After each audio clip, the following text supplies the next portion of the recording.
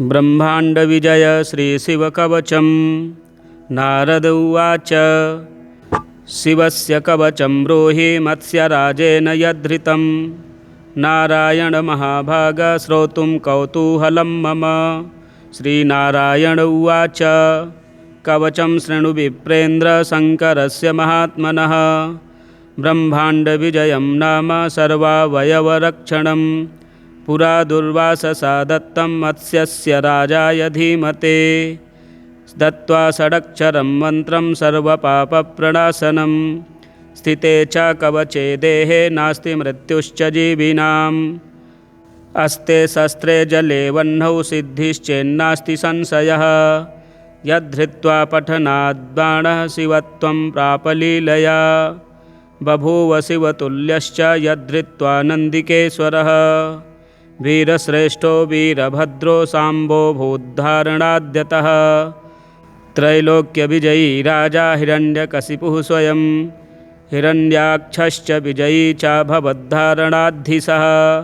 यद्धृत्वा पठनात् सिद्धो दुर्वासा विश्वपूजितः। जैगीषव्यो महायोगी पठनाद्धारणाद्यतः। यद्धृत्वा वामदेवश्च देवलः पवनः स्वयम्। अगस्त्यश्च पुलस्त्यश्च अभवद्विश्वपूजितः। श्रीशिवकवचम्। ॐ नमः शिवायेति च मस्तकं मे सदावतु। ॐ नमः शिवायेति च स्वाहा भालं सदावतु। ॐ ह्रीं श्रीं क्लीं शिवायेति स्वाहा नेत्रे सदावतु।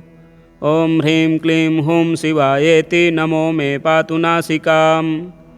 ॐ नमः शिवाय शान्ताय स्वाहा कण्ठं सदावतु। ॐ ह्रीं श्रीं हूं संसारकर्त्रे स्वाहा कर्णौ सदावतु। ॐ ह्रीं श्रीं पञ्चवक्त्राय स्वाहा दन्तं सदावतु। ॐ ह्रीं महेशाय स्वाहा चाधरं पातु मे सदा। ॐ ह्रीं श्रीं क्लीं त्रिनेत्राय स्वाहा केशान् सदावतु। ॐ ह्रीं ऐं महादेवाय स्वाहा वक्षः सदावतु। ॐ ह्रीं श्रीं क्लीं मे रुद्राय स्वाहा नाभिं सदावतु। ॐ ह्रीं ऐं श्रीं श्रीं ईश्वराय स्वाहा पृष्ठं सदावतु। ॐ ह्रीं क्लीं मृत्युञ्जयाय स्वाहा भ्रुवौ सदावतु। ॐ ह्रीं श्रीं क्लीं ईशानाय स्वाहा पार्श्वं सदावतु। ॐ ह्रीं ईश्वराय स्वाहा चोदरं पातु मे सदा। ॐ श्रीं ह्रीं मृत्युञ्जयाय स्वाहा बाहू सदावतु। ॐ ह्रीं श्रीं क्लीं ईश्वराय स्वाहा पातु करौ मम। ॐ महेश्वराय रुद्राय नितम्बं पातु मे सदा। ॐ ह्रीं श्रीं भूतनाथाय स्वाहा पादौ सदावतु। ॐ सर्वेश्वराय सर्वाय स्वाहा पादौ सदावतु। प्राच्यां मां पातु भूतेशः आग्नेयां पातु शङ्करः। दक्षिणे पातु मां रुद्रो नैऋत्यां स्थाणुरेव च। पश्चिमे खण्डपरशुर्वायव्यां चन्द्रशेखरः। उत्तरे गिरिशः पातु चैशान्याम् ईश्वरः स्वयम्। ऊर्ध्वे मृडः सदा पातु चाधो मृत्युञ्जयः स्वयम्। जले स्थले चान्तरिक्षे स्वप्ने जागरणे सदा। पिनाकी पातु मां प्रीत्या भक्तं वै भक्तवत्सलः। फलश्रुतिः इति ते कथितं वत्स कवचं परमाद्भुतं। दशलक्षजपेनैव सिद्धिर्भवति निश्चितं। यदि स्यात् सिद्धकवचो रुद्रतुल्यो भवेद्ध्रुवं। तव स्नेहान्मयाख्यातं प्रवक्तव्यं न कस्यचित्। कवचं काण्डशाखोक्तम् अतिगोप्यं सुदुर्लभम्। अश्वमेधसहस्राणि राजसूयशतानि च। सर्वाणि कवचस्यास्य फलं नार्हन्ति षोडशीम्। कवचस्य प्रसादेन जीवन्मुक्तो भवेन्नरः। सर्वज्ञः सर्वसिद्धेशो मनोयायी भवेद्ध्रुवम्। इदं कवचम् अज्ञात्वा भवेत् यः शङ्करप्रभुं। शतलक्षं प्रजप्तोऽपि न मन्त्रः सिद्धिदायकः। शतलक्षं प्रजप्तोऽपि न मन्त्रः सिद्धिदायकः। ब्रह्माण्डविजयी नाम श्रीशङ्करकवचस्तोत्रं सम्पूर्णम्। श्रीशिवरक्षास्तोत्रम्। श्रीगणेशाय नमः। अस्य श्रीशिवरक्षास्तोत्रमन्त्रस्य याज्ञवल्क्य ऋषिः श्रीसदाशिवो देवता अनुष्टुप् छन्दः। श्रीसदाशिवप्रीत्यर्थं शिवरक्षास्तोत्रजपे विनियोगः। चरितं देवदेवस्य महादेवस्य पावनम् अपारं परमोदारं चतुर्वर्गस्य साधनं। गौरीविनायकोपेतं पञ्चवक्त्रं त्रिनेत्रकं शिवं ध्यात्वा दशभुजं शिवरक्षां पठेन्नरः। गङ्गाधरः शिरः पातु भालम् अर्धेन्दुशेखरः। नयने मदनध्वंसी कर्णो सर्पविभूषण। घ्राणं पातु पुरारातिः मुखं पातु जगत्पतिः। जिह्वां वागीश्वरः पातु कन्धरां सितिकन्धरः। श्रीकण्ठः पातु मे कण्ठं स्कन्धौ विश्वधुरन्धरः। भुजौ भूभारसंहर्ता करौ पातु पिनाकधृक्। हृदयं शङ्करः पातु जठरं गिरिजापतिः। नाभिं मृत्युञ्जयः पातु कटिव्याघ्राजिनाम्बरः। शक्तिनी पातु दीनार्तशरणागतवत्सलः। ऊरु महेश्वरः पातु जाननी जगदीश्वरः। जङ्घे पातु जगत्कर्ता गुल्फौ पातु गणाधिपः। चरणौ करुणासिन्धुः सर्वाङ्गानि सदाशिवः। एतां शिवबलोपेतां रक्षां यः सुकृती पठेत् स भुक्त्वा सकलान् कामान् शिवसायुज्यमापुनुयात्। ग्रहभूतपिशाचाद्यास्त्रैलोक्ये विचरन्ति ये दूरादासु पलायन्ते शिवनामाभिरक्षणात्। अभयङ्करनामेदं कवचं पार्वतीपतेः। भक्त्या बिभर्ति यः कण्ठे तस्य वश्यं जगत्त्रयम्। इमां नारायणः स्वप्ने शिवरक्षां यथादिशत्। प्रातरुत्थाय योगीन्द्रो याज्ञवल्क्य तथा लिखत्। प्रातरुत्थाय योगीन्द्रो याज्ञवल्क्यः तथा लिखत्। श्रीयाज्ञवल्क्य प्रोक्तं शिवरक्षास्तोत्रं सम्पूर्णम्। अमोघशिवकवचं श्रीगणेशाय नमः। विनियोगः। अस्य श्रीशिवकवचस्तोत्रमन्त्रस्य ब्रह्मा ऋषिः अनुष्टुप् छन्दः। श्रीसदाशिवरुद्रो देवता। ह्रीं शक्तिः वं कीलकं श्रीं ह्रीं क्लीं बीजं। श्रीसदाशिवप्रीत्यर्थे शिवकवचस्तोत्रजपे विनियोगः। अथ ध्यानम्। वज्रदष्ट्रं त्रिनयनं कालकण्ठमरिन्दमं सहस्रकरमप्युग्रं वन्दे शम्भुमुमापतिं। रुद्राक्षकङ्कणलसत्करदण्डयुग्मः पालान्तरालसितभस्मधृतत्रिपुण्ड्रः। पञ्चाक्षरं परिपठन् वरमन्त्रराजं ध्यायन् सदा पशुपतिं शरणं व्रजेथाः।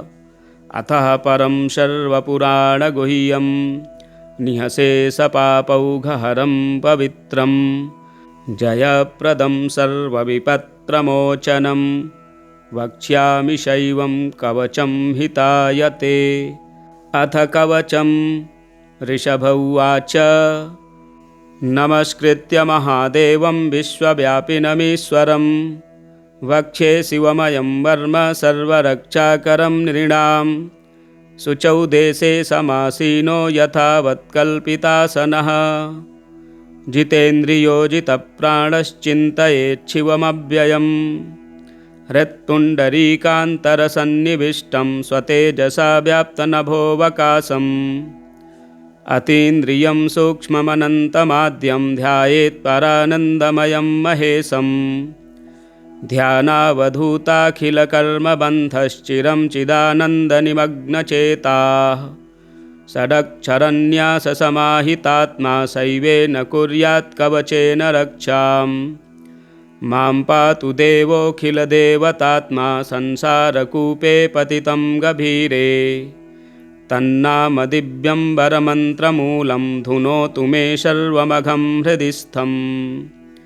सर्वत्र मां रक्षतु विश्वमूर्तिर्ज्योतिर्मयानन्दघनश्चिदात्मा।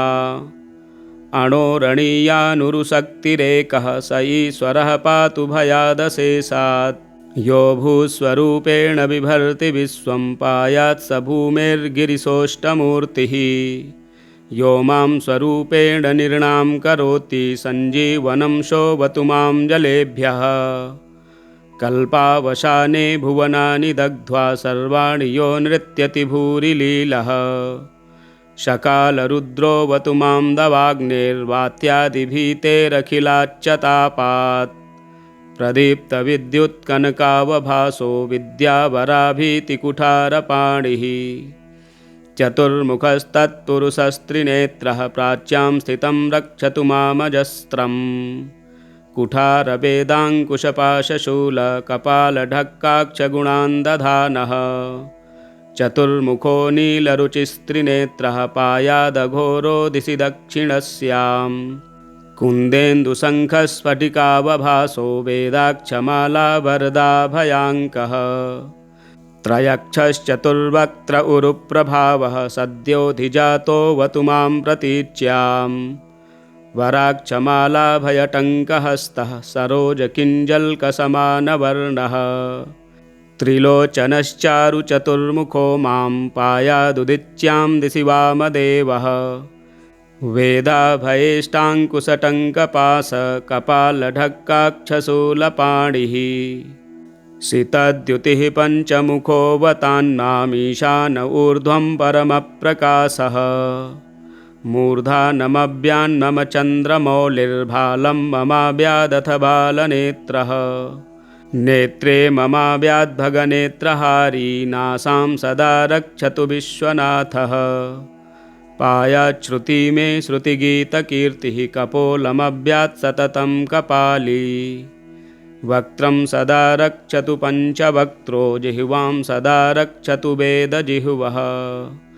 कण्ठं गिरीशोऽवतु नीलकण्ठः पाणिद्वयं पातु पिनाकपाणिः। दोर्मूलमव्यान्मम धर्मबाहुर्वक्षस्थलं दक्षमखान्तकोऽव्यात्। ममोदरं पातु गिरीन्द्रधन्वा मध्यं ममाव्यान्मदनान्तकारी। हेरम्बतातो मम पातु नाभिं पायात् कटिधूर्जठरीश्वरो मे। ऊरुद्वयं पातु कुबेरमित्रो जानुद्वयं मे जगदीश्वरोऽव्यात्। जङ्घायुगं पुङ्गवकेतुरव्यात् पादौ ममाव्यात् सुरवन्द्यपादः।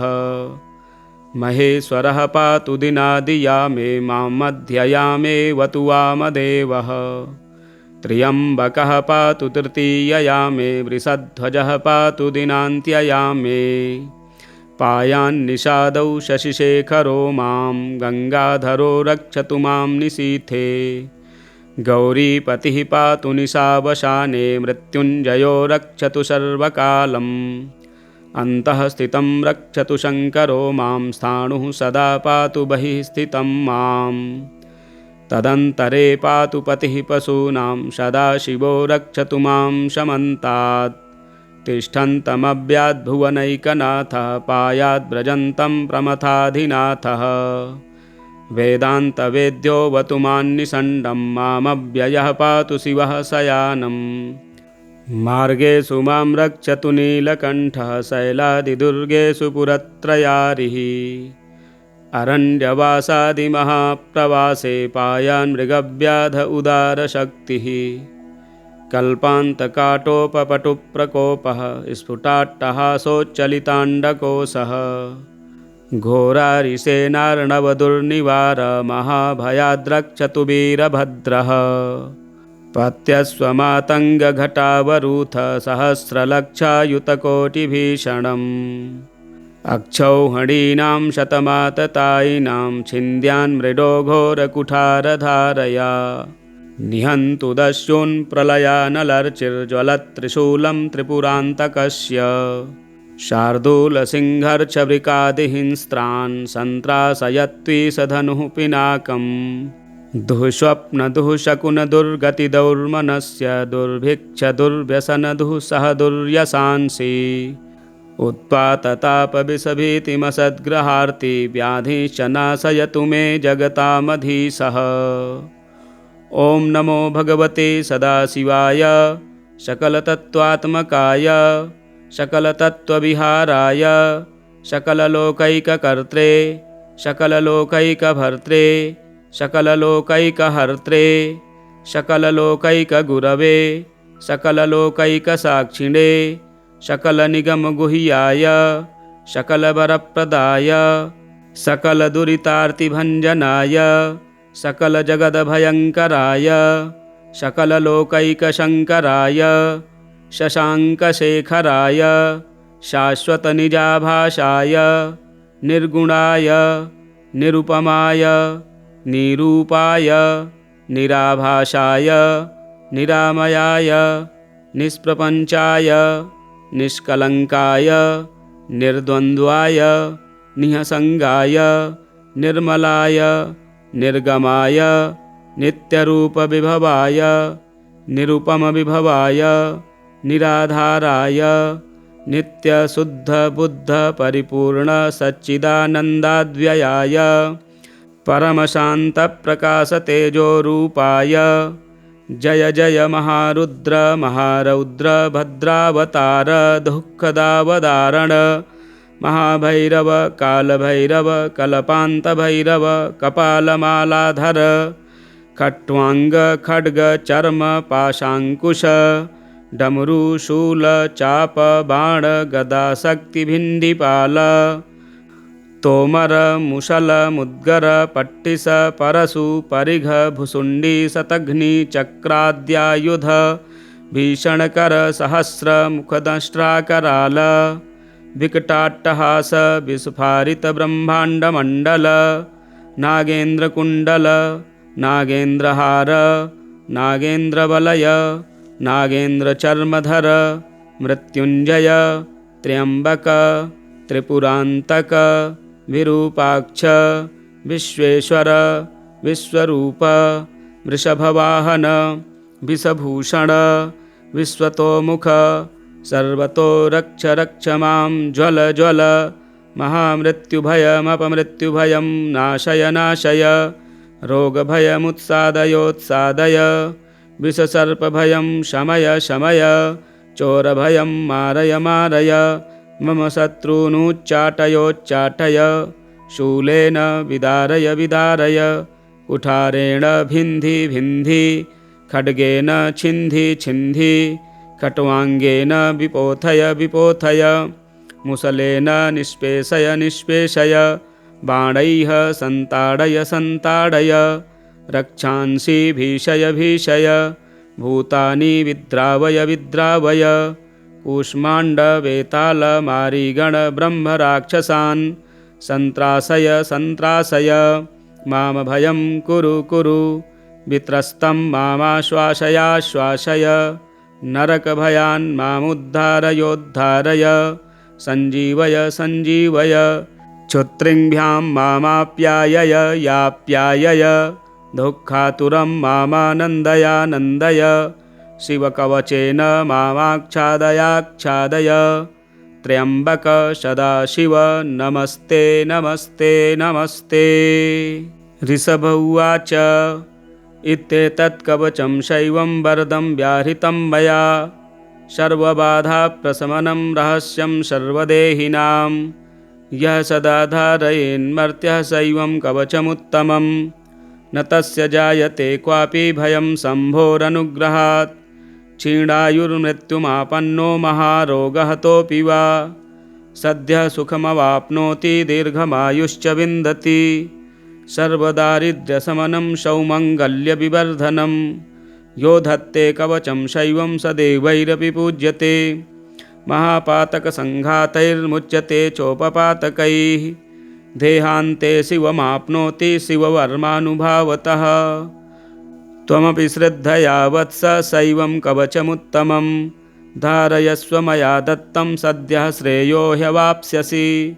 सूत उवाच इत्युक्त्वा ऋषभो योगी तस्मै पार्थिवसूनवे ददौ शङ्खं महारावं खड्गं चारिनिषूदनं पुनश्च भस्म सम्मन्त्र्य तदङ्गं सर्वतोऽस्पृशत् गजानां षट्सहस्रस्य द्विगुणं च बलं ददौ भस्मप्रभावात् सम्प्राप्य बलैश्वर्यधृतिस्मृतिः स राजपुत्रः सुशुभे सरर्दक इव श्रिया तमाह प्राञ्जलिं भूयः स योगी राजनन्दनम् एष खड्गो मया दत्तस्तपो मन्त्रानुभावतः सितधारमिमं खड्गं यस्मै दर्शयसि यस्फुटं स सद्यो म्रियते शत्रुः साक्षात् मृत्युरपि स्वयम् अस्य शङ्खस्य निर्हादं ये शृण्वन्ति तवाहिताः ते मूर्छिताः पतिष्यन्ति न्यस्तशस्त्राविचेतनाः खड्गशङ्खाविमौ दिव्यौ परसैन्यविनाशिनौ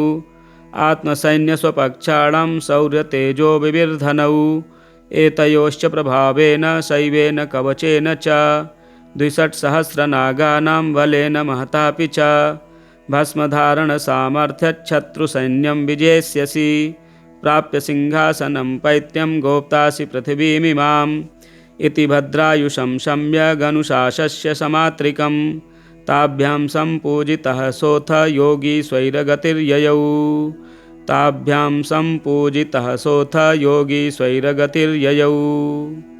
श्री अमोघ कवचम संपूर्णम। इसी प्रकार की वीडियो देखने के लिए हमारे चैनल को सब्सक्राइब करें, वीडियो शेयर करें, लाइक करें। हर हर महादेव। ब्रह्मांड विजय श्री शिव कवचम। नारद उवाच शिवस्य कवचं ब्रूहि मत्स्यराजेन यद्धृतं नारायण महाभाग श्रोतुं कौतूहलं मम। श्रीनारायण उवाच कवचं शृणु विप्रेन्द्र शङ्करस्य महात्मनः ब्रह्मांड विजयं नाम सर्वावयवरक्षणं पुरा दुर्वाससा दत्तं मत्स्यस्य राजाय धीमते दत्त्वा षडक्षरं मन्त्रं सर्वपापप्रणाशनं स्थिते च कवचे देहे नास्ति मृत्युश्च जीविनाम् अस्ते शस्त्रे जले वह्नौ सिद्धिश्चेन्नास्ति संशयः यद्धृत्वा पठनाद्बाणः शिवत्वं प्रापलीलया बभूव शिवतुल्यश्च यद्धृत्वा नन्दिकेश्वरः वीरश्रेष्ठो वीरभद्रो साम्बो भूद्धारणाद्यतः त्रैलोक्यविजयी राजा हिरण्यकशिपुः स्वयं हिरण्याक्षश्च विजयी च भवद्धारणाद्धिसः यद्धृत्वा पठनात् सिद्धो दुर्वासा विश्वपूजितः जैगीसभ्यो महायोगी पठनाद्धारणाद्यतः यद्धृत्वा वामदेवश्च देवलः पवनः स्वयं अगस्त्यश्च पुलस्त्यश्च अभवद्विश्वपूजितः। श्रीशिवकवचम्। ॐ नमः शिवायेति च मस्तकं मे सदावतु ॐ नमः शिवायेति च स्वाहा भालं सदावतु ॐ ह्रीं श्रीं क्लीं शिवायेति स्वाहा नेत्रे सदावतु ॐ ह्रीं क्लीं हूं शिवायेति नमो मे पातु नासिकाम् ॐ नमः शिवाय शान्ताय स्वाहा कण्ठं सदावतु ॐ ह्रीं श्रीं हूं संसारकर्त्रे स्वाहा कर्णौ सदावतु ॐ ह्रीं श्रीं पञ्चवक्त्राय स्वाहा दन्तं सदावतु ॐ ह्रीं महेशाय स्वाहा चाधरं पातु मे सदा ॐ ह्रीं श्रीं क्लीं त्रिनेत्राय स्वाहा केशान् सदावतु ॐ ह्रीं ऐं महादेवाय स्वाहा वक्षः सदावतु ॐ ह्रीं श्रीं क्लीं मे रुद्राय स्वाहा नाभिं सदावतु ॐ ह्रीं ऐं श्रीं श्रीं ईश्वराय स्वाहा पृष्ठं सदावतु ॐ ह्रीं क्लीं मृत्युञ्जयाय स्वाहा भ्रुवौ सदावतु ॐ ह्रीं श्रीं क्लीं ईशानाय स्वाहा पार्श्वं सदावतु ॐ ह्रीं ईश्वराय स्वाहा चोदरं पातु मे सदा ॐ श्रीं ह्रीं मृत्युञ्जयाय स्वाहा बाहू सदावतु ॐ ह्रीं श्रीं क्लीं ईश्वराय स्वाहा पातु करौ मम ॐ महेश्वराय रुद्राय नितम्बं पातु मे सदा ॐ ह्रीं श्रीं भूतनाथाय स्वाहा पादौ सदावतु ॐ सर्वेश्वराय सर्वाय स्वाहा पादौ सदावतु प्राच्यां मां पातु भूतेशः आग्नेयां पातु शङ्करः दक्षिणे पातु मां रुद्रो नैऋत्यां स्थाणुरेव च पश्चिमे खण्डपरशुर्वायव्यां चन्द्रशेखरः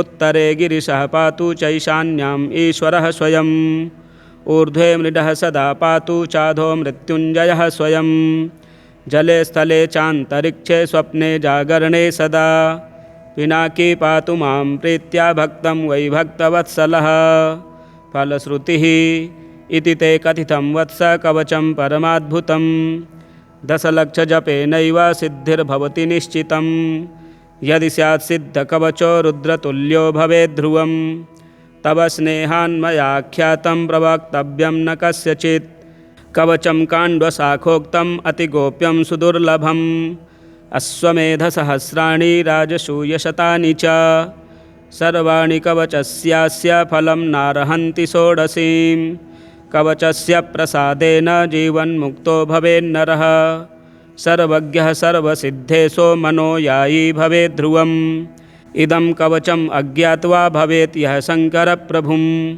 शतलक्षं प्रजप्तोऽपि न मन्त्रः सिद्धिदायकः शतलक्षं प्रजप्तोऽपि न मन्त्रः सिद्धिदायकः ब्रह्माण्डविजयी नाम श्रीशङ्करकवचस्तोत्रं सम्पूर्णम् श्रीशिवरक्षास्तोत्रम् श्रीगणेशाय नमः। अस्य श्रीशिवरक्षास्तोत्रमन्त्रस्य याज्ञवल्क्य ऋषिः श्रीसदाशिवो देवता अनुष्टुप् छन्दः श्रीसदाशिवप्रीत्यर्थं शिवरक्षास्तोत्रजपे विनियोगः चरितं देवदेवस्य महादेवस्य पावनम् अपारं परमोदारं चतुर्वर्गस्य साधनं गौरीविनायकोपेतं पञ्चवक्त्रं त्रिनेत्रकं शिवं ध्यात्वा दशभुजं शिवरक्षां पठेन्नरः गङ्गाधरः शिरः पातु भालम् अर्धेन्दुशेखरः नयने मदनध्वंसी कर्णो सर्पविभूषण घ्राणं पातु पुरारातिः मुखं पातु जगत्पतिः जिह्वां वागीश्वरः पातु कन्धरां सितिकन्धरः श्रीकण्ठः पातु मे कण्ठं स्कन्धौ विश्वधुरन्धरः भुजौ भूभारसंहर्ता करौ पातु पिनाकधृक् हृदयं शङ्करः पातु जठरं गिरिजापतिः नाभिं मृत्युञ्जयः पातु कटिव्याघ्राजिनाम्बरः शक्तिनी पातु दीनार्तशरणागतवत्सलः ऊरु महेश्वरः पातु जाननी जगदीश्वरः जङ्घे पातु जगत्कर्ता गुल्फौ पातु गणाधिपः चरणौ करुणासिन्धुः सर्वाङ्गानि सदाशिवः एतां शिवबलोपेतां रक्षां यः सुकृती पठेत् स भुक्त्वा सकलान् कामान् शिवसायुज्यमापुनुयात् ग्रहभूतपिशाचाद्यास्त्रैलोक्ये विचरन्ति ये दूरादासु पलायन्ते शिवनामाभिरक्षणात् अभयङ्करनामेदं कवचं पार्वतीपते भक्त्या बिभर्ति यः कण्ठे तस्य वश्यं जगत्त्रयम्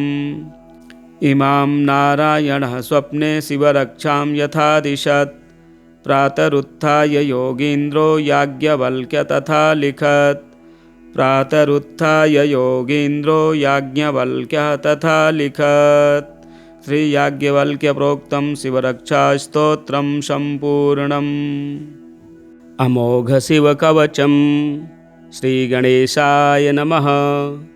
विनियोगः अस्य श्रीशिवकवचस्तोत्रमन्त्रस्य ब्रह्मा ऋषिः अनुष्टुप् छन्दः श्रीसदाशिवरुद्रो देवता ह्रीं शक्तिः वं कीलकं श्रीं ह्रीं क्लीं बीजं श्रीसदाशिवप्रीत्यर्थे शिवकवचस्तोत्रजपे विनियोगः। अथ ध्यानम् वज्रदष्ट्रं त्रिनयनं कालकण्ठमरिन्दमं सहस्रकरमप्युग्रं वन्दे शम्भुमुमापतिं रुद्राक्षकङ्कणलसत्करदण्डयुग्मः पालान्तरालसितभस्मधृतत्रिपुण्ड्रः पञ्चाक्षरं परिपठन् वरमन्त्रराजं ध्यायन् सदा पशुपतिं शरणं व्रजेथाः। अतः परं सर्वपुराणगुह्यं निःशेषपापौघहरं पवित्रं जयप्रदं सर्वविपत्प्रमोचनं वक्ष्यामि शैवं कवचं हिताय ते।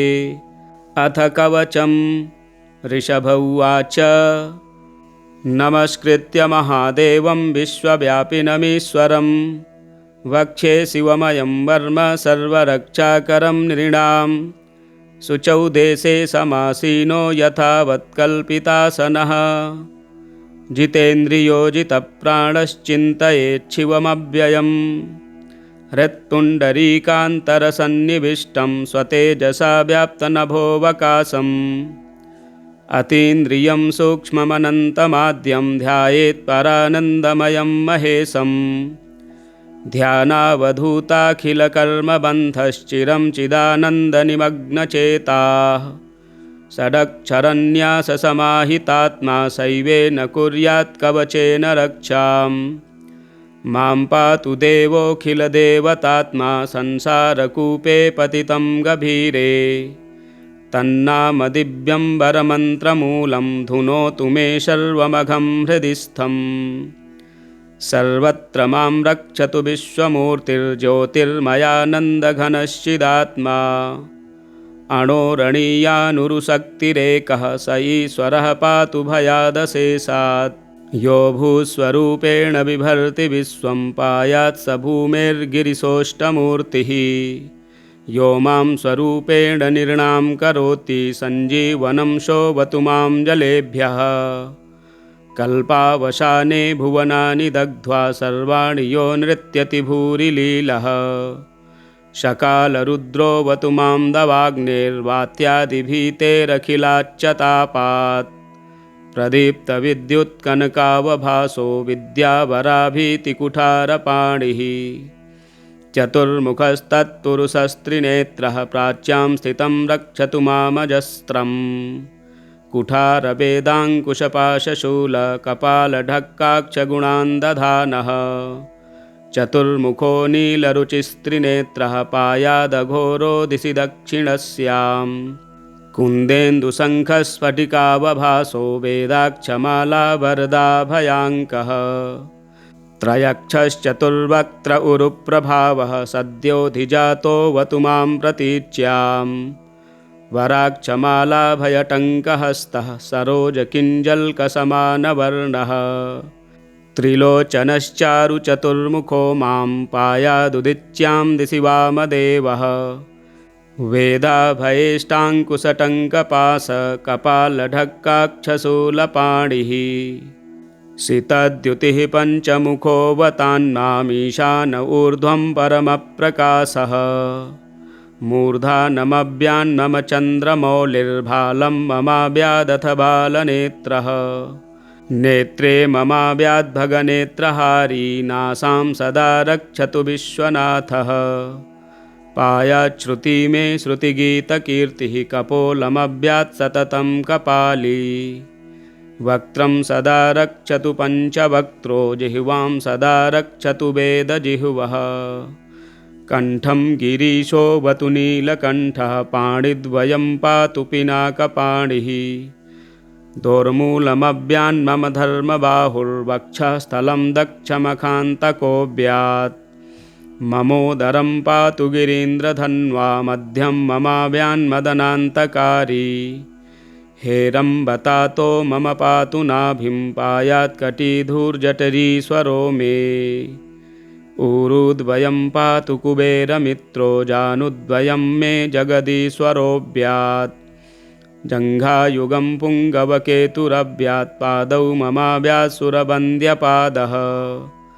महेश्वरः पातु दिनादियामे मां मध्ययामेवतु वामदेवः त्र्यम्बकः पातु तृतीययामे वृषध्वजः पातु दिनान्त्ययामे पायान्निषादौ शशिशेखरो मां गङ्गाधरो रक्षतु मां निशीथे गौरीपतिः पातु निशादौ शशिशेखरो मां गङ्गाधरो रक्षतु मां निशीथे गौरीपतिः पातु निशादौ शशिशेखरो मां गङ्गाधरो रक्षतु मां निशीथे गौरीपतिः पातु निशादौ शशिशेखरो मां गङ्गाधरो रक्षतु मां निशीथे गौरीपतिः पातु निशावसाने मृत्युञ्जयो रक्षतु सर्वकालम् अन्तः स्थितं रक्षतु शङ्करो मां स्थाणुः सदा पातु बहिः स्थितं माम् तदन्तरे पातु पतिः पशूनां सदाशिवो रक्षतु मां शमन्तात् तिष्ठन्तमव्याद्भुवनैकनाथः पायाद्व्रजन्तं प्रमथाधिनाथः वेदान्तवेद्योऽवतु मान्निषण्डं मामव्ययः पातु शिवः शयानम् मार्गेषु मां रक्षतु नीलकण्ठः शैलादिदुर्गेषु पुरत्रयारिः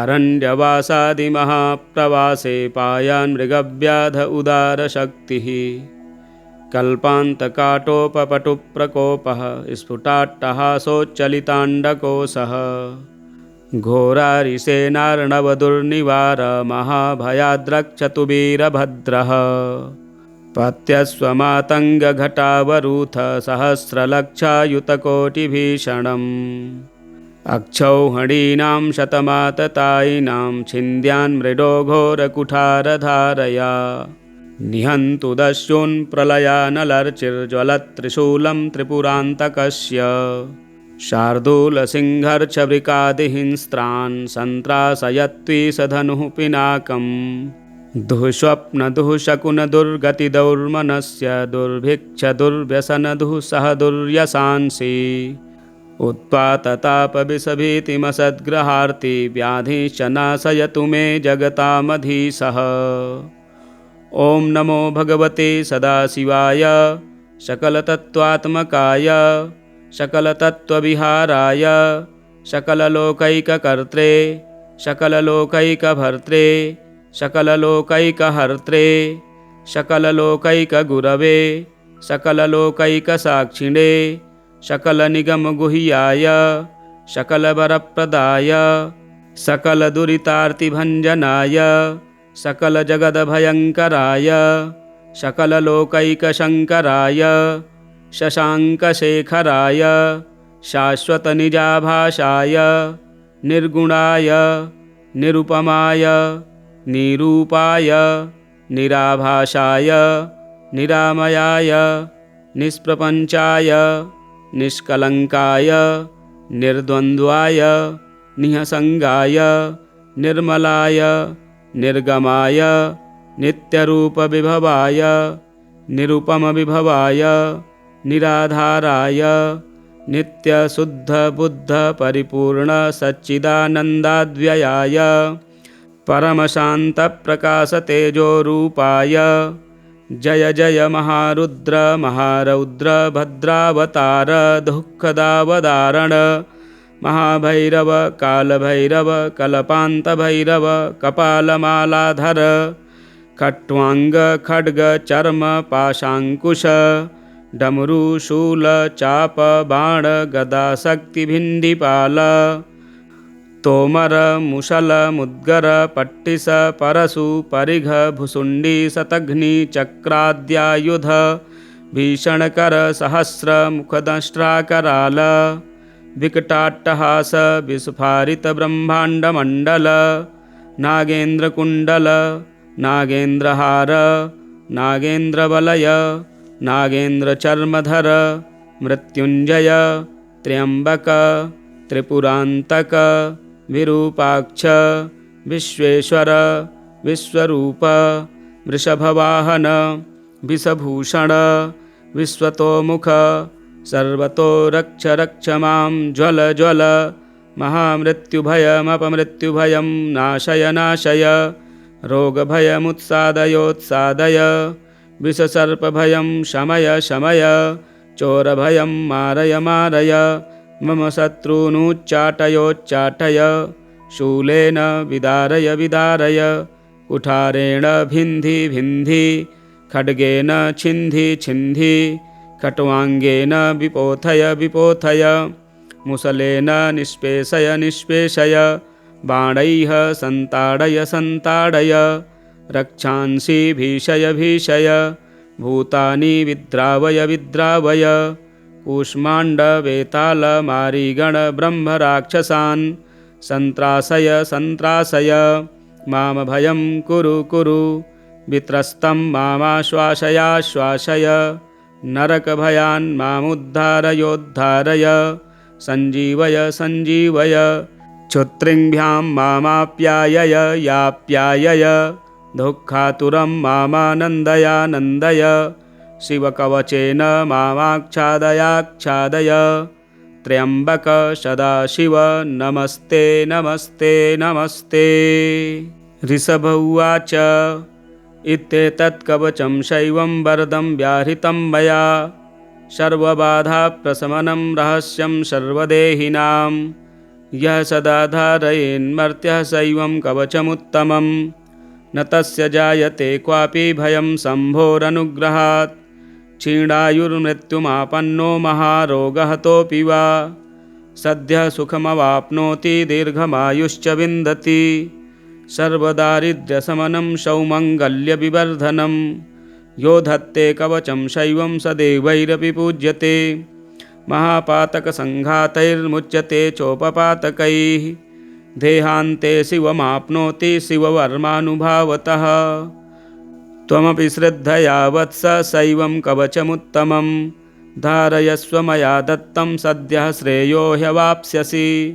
सूत उवाच इत्युक्त्वा ऋषभो योगी तस्मै पार्थिवसूनवे ददौ शङ्खं महारावं खड्गं चारिनिषूदनं पुनश्च भस्म सम्मन्त्र्य तदङ्गं सर्वतो स्पृशत् गजानां षट्सहस्रस्य द्विगुणं च बलं ददौ भस्मप्रभावात् सम्प्राप्य बलैश्वर्यधृतिस्मृतिः स राजपुत्रः सुशुभे शरर्दक इव श्रिया तमाह प्राञ्जलिं भूयः स योगी राजनन्दनम् एष खड्गो मया दत्तस्तपो मन्त्रानुभावतः शीतधारमिमं खड्गं यस्मै दर्शयसि यस्फुटं स सद्यो म्रियते शत्रुः साक्षात् मृत्युरपि स्वयम् अस्य शङ्खस्य निर्हादं ये शृण्वन्ति तवाहिताः ते मूर्छिताः पतिष्यन्ति न्यस्तशस्त्राविचेतनाः खड्गशङ्खाविमौ दिव्यौ परसैन्यविनाशिनौ आत्मसैन्यस्वपक्षाणां शौर्यतेजो विवर्धनौ एतयोश्च प्रभावेन शैवेन कवचेन च द्विषट्सहस्रनागानां बलेन महतापि च भस्मधारणसामर्थ्यच्छत्रुसैन्यं विजेष्यसि प्राप्य सिंहासनं पैत्यं गोप्तासि पृथिवीमिमाम् इति भद्रायुषं शम्यगनुशासस्य समात्रिकं ताभ्यां सम्पूजितः सोऽथ योगी स्वैरगतिर्ययौ ताभ्यां सम्पूजितः सोऽथ योगी स्वैरगतिर्ययौ। श्री अमोघ कवचम संपूर्णम। इसी प्रकार की वीडियो देखने के लिए हमारे चैनल को सब्सक्राइब करें, वीडियो शेयर करें, लाइक करें। हर हर महादेव। ब्रह्मांड विजय श्री शिव कवचम। नारद उवाच शिवस्य कवचं ब्रूहि मत्स्यराजेन यद्धृतं नारायण महाभाग श्रोतुं कौतूहलं मम। श्रीनारायण उवाच कवचं शृणु विप्रेन्द्र शङ्करस्य महात्मनः ब्रह्माण्डविजयं नाम सर्वावयवरक्षणं पुरा दुर्वाससा दत्तं मत्स्यस्य राजाय धीमते दत्त्वा षडक्षरं मन्त्रं सर्वपापप्रणाशनं स्थिते च कवचे देहे नास्ति मृत्युश्च जीविनाम् अस्ते शस्त्रे जले वह्नौ सिद्धिश्चेन्नास्ति संशयः यद्धृत्वा पठनाद् बाणः शिवत्वं प्रापलीलया बभूव शिवतुल्यश्च यद्धृत्वा नन्दिकेश्वरः वीरश्रेष्ठो वीरभद्रो साम्बो भूद्धारणाद्यतः त्रैलोक्यविजयी राजा हिरण्यकशिपुः स्वयं हिरण्याक्षश्च विजयी च भवद्धारणाद्धिसः यद्धृत्वा पठनात् सिद्धो दुर्वासा विश्वपूजितः जैगीसभ्यो महायोगी पठनाद्धारणाद्यतः यद्धृत्वा वामदेवश्च देवलः पवनः स्वयं अगस्त्यश्च पुलस्त्यश्च अभवद्विश्वपूजितः। श्रीशिवकवचम्। ॐ नमः शिवायेति च मस्तकं मे सदावतु ॐ नमः शिवायेति च स्वाहा भालं सदावतु ॐ ह्रीं श्रीं क्लीं शिवायेति स्वाहा नेत्रे सदावतु ॐ ह्रीं क्लीं हूं शिवायेति नमो मे पातु नासिकाम् ॐ नमः शिवाय शान्ताय स्वाहा कण्ठं सदावतु ॐ ह्रीं श्रीं हूं संसारकर्त्रे स्वाहा कर्णौ सदावतु। ॐ ह्रीं श्रीं पञ्चवक्त्राय स्वाहा दन्तं सदावतु। ॐ ह्रीं महेशाय स्वाहा चाधरं पातु मे सदा। ॐ ह्रीं श्रीं क्लीं त्रिनेत्राय स्वाहा केशान् सदावतु। ॐ ह्रीं ऐं महादेवाय स्वाहा वक्षः सदावतु। ॐ ह्रीं श्रीं क्लीं मे रुद्राय स्वाहा नाभिं सदावतु। ॐ ह्रीं ऐं श्रीं श्रीं ईश्वराय स्वाहा पृष्ठं सदावतु। ॐ ह्रीं क्लीं मृत्युञ्जयाय स्वाहा भ्रुवौ सदावतु। ॐ ह्रीं श्रीं क्लीं ईशानाय स्वाहा पार्श्वं सदावतु। ॐ ह्रीं ईश्वराय स्वाहा चोदरं पातु मे सदा। ॐ श्रीं ह्रीं मृत्युञ्जयाय स्वाहा बाहु सदावतु। ॐ ह्रीं श्रीं क्लीं ईश्वराय स्वाहा पातु करौ मम। ॐ महेश्वराय रुद्राय नितम्बं पातु मे सदा। ॐ ह्रीं श्रीं भूतनाथाय स्वाहा पादौ सदावतु। ॐ सर्वेश्वराय सर्वाय स्वाहा पादौ सदावतु। प्राच्यां मां पातु भूतेशः आग्नेयां पातु शङ्करः। दक्षिणे पातु मां रुद्रो नैऋत्यां स्थाणुरेव च। पश्चिमे खण्डपरशुर्वायव्यां चन्द्रशेखरः। उत्तरे गिरिशः पातु चैशान्याम् ईश्वरः स्वयम्। ऊर्ध्वे मृडः सदा पातु चाधो मृत्युञ्जयः स्वयं। जले स्थले चान्तरिक्षे स्वप्ने जागरणे सदा। पिनाकी पातु मां प्रीत्या भक्तं वै भक्तवत्सलः। फलश्रुतिः इति ते कथितं वत्स कवचं परमाद्भुतं। दशलक्षजपेनैव सिद्धिर्भवति निश्चितं। यदि स्यात् सिद्धकवचो रुद्रतुल्यो भवेद्ध्रुवं। तव स्नेहान्मयाख्यातं प्रवक्तव्यं न कस्यचित्। कवचं काण्डशाखोक्तम् अतिगोप्यं सुदुर्लभम्। अश्वमेधसहस्राणि राजसूयशतानि च। सर्वाणि कवचस्यास्य फलं नार्हन्ति षोडशीम्। कवचस्य प्रसादेन जीवन्मुक्तो भवेन्नरः। सर्वज्ञः सर्वसिद्धेशो मनोयायी भवेद्ध्रुवम्। इदं कवचम् अज्ञात्वा भवेत् यः शङ्करप्रभुं। शतलक्षं प्रजप्तोऽपि न मन्त्रः सिद्धिदायकः। शतलक्षं प्रजप्तोऽपि न मन्त्रः सिद्धिदायकः। ब्रह्माण्डविजयी नाम श्रीशङ्करकवचस्तोत्रं सम्पूर्णम्। श्रीशिवरक्षास्तोत्रम्। श्रीगणेशाय नमः। अस्य श्रीशिवरक्षास्तोत्रमन्त्रस्य याज्ञवल्क्य ऋषिः श्रीसदाशिवो देवता अनुष्टुप् छन्दः। श्रीसदाशिवप्रीत्यर्थं शिवरक्षास्तोत्रजपे विनियोगः। चरितं देवदेवस्य महादेवस्य पावनम्। अपारं परमोदारं चतुर्वर्गस्य साधनं। गौरीविनायकोपेतं पञ्चवक्त्रं त्रिनेत्रकं। शिवं ध्यात्वा दशभुजं शिवरक्षां पठेन्नरः। गङ्गाधरः शिरः पातु भालम् अर्धेन्दुशेखरः। नयने मदनध्वंसी कर्णो सर्पविभूषण। घ्राणं पातु पुरारातिः मुखं पातु जगत्पतिः। जिह्वां वागीश्वरः पातु कन्धरां शितिकन्धरः। श्रीकण्ठः पातु मे कण्ठं स्कन्धौ विश्वधुरन्धरः। भुजौ भूभारसंहर्ता करौ पातु पिनाकधृक्। हृदयं शङ्करः पातु जठरं गिरिजापतिः। नाभिं मृत्युञ्जयः पातु कटिव्याघ्राजिनाम्बरः। शक्तिनी पातु दीनार्तशरणागतवत्सलः। ऊरु महेश्वरः पातु जाननी जगदीश्वरः। जङ्घे पातु जगत्कर्ता गुल्फौ पातु गणाधिपः। चरणौ करुणासिन्धुः सर्वाङ्गानि सदाशिवः। एतां शिवबलोपेतां रक्षां यः सुकृती पठेत्। स भुक्त्वा सकलान् कामान् शिवसायुज्यमापुनुयात्। ग्रहभूतपिशाचाद्यास्त्रैलोक्ये विचरन्ति ये। दूरादासु पलायन्ते शिवनामाभिरक्षणात्। अभयङ्करनामेदं कवचं पार्वतीपतेः। भक्त्या बिभर्ति यः कण्ठे तस्य वश्यं जगत्त्रयम्। इमां नारायणः स्वप्ने शिवरक्षां यथा दिशत् प्रातरुत्थाय योगीन्द्रो याज्ञवल्क्य तथा लिखत्। प्रातरुत्थाय योगीन्द्रो याज्ञवल्क्यः तथा लिखत्। श्री याज्ञवल्क्य प्रोक्तं शिवरक्षास्तोत्रं सम्पूर्णम्। अमोघ शिवकवचं श्रीगणेशाय नमः। विनियोगः अस्य श्रीशिवकवचस्तोत्रमन्त्रस्य ब्रह्मा ऋषिः अनुष्टुप् छन्दः। श्रीसदाशिवरुद्रो देवता। ह्रीं शक्तिः वं कीलकं श्रीं ह्रीं क्लीं बीजं। श्रीसदाशिवप्रीत्यर्थे शिवकवचस्तोत्रजपे विनियोगः। अथ ध्यानम्।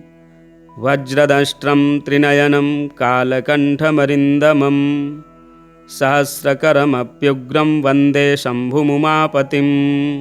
रुद्राक्षकङ्कणलसत्करदण्डयुग्मः पालान्तरालसितभस्मधृतत्रिपुण्ड्रः।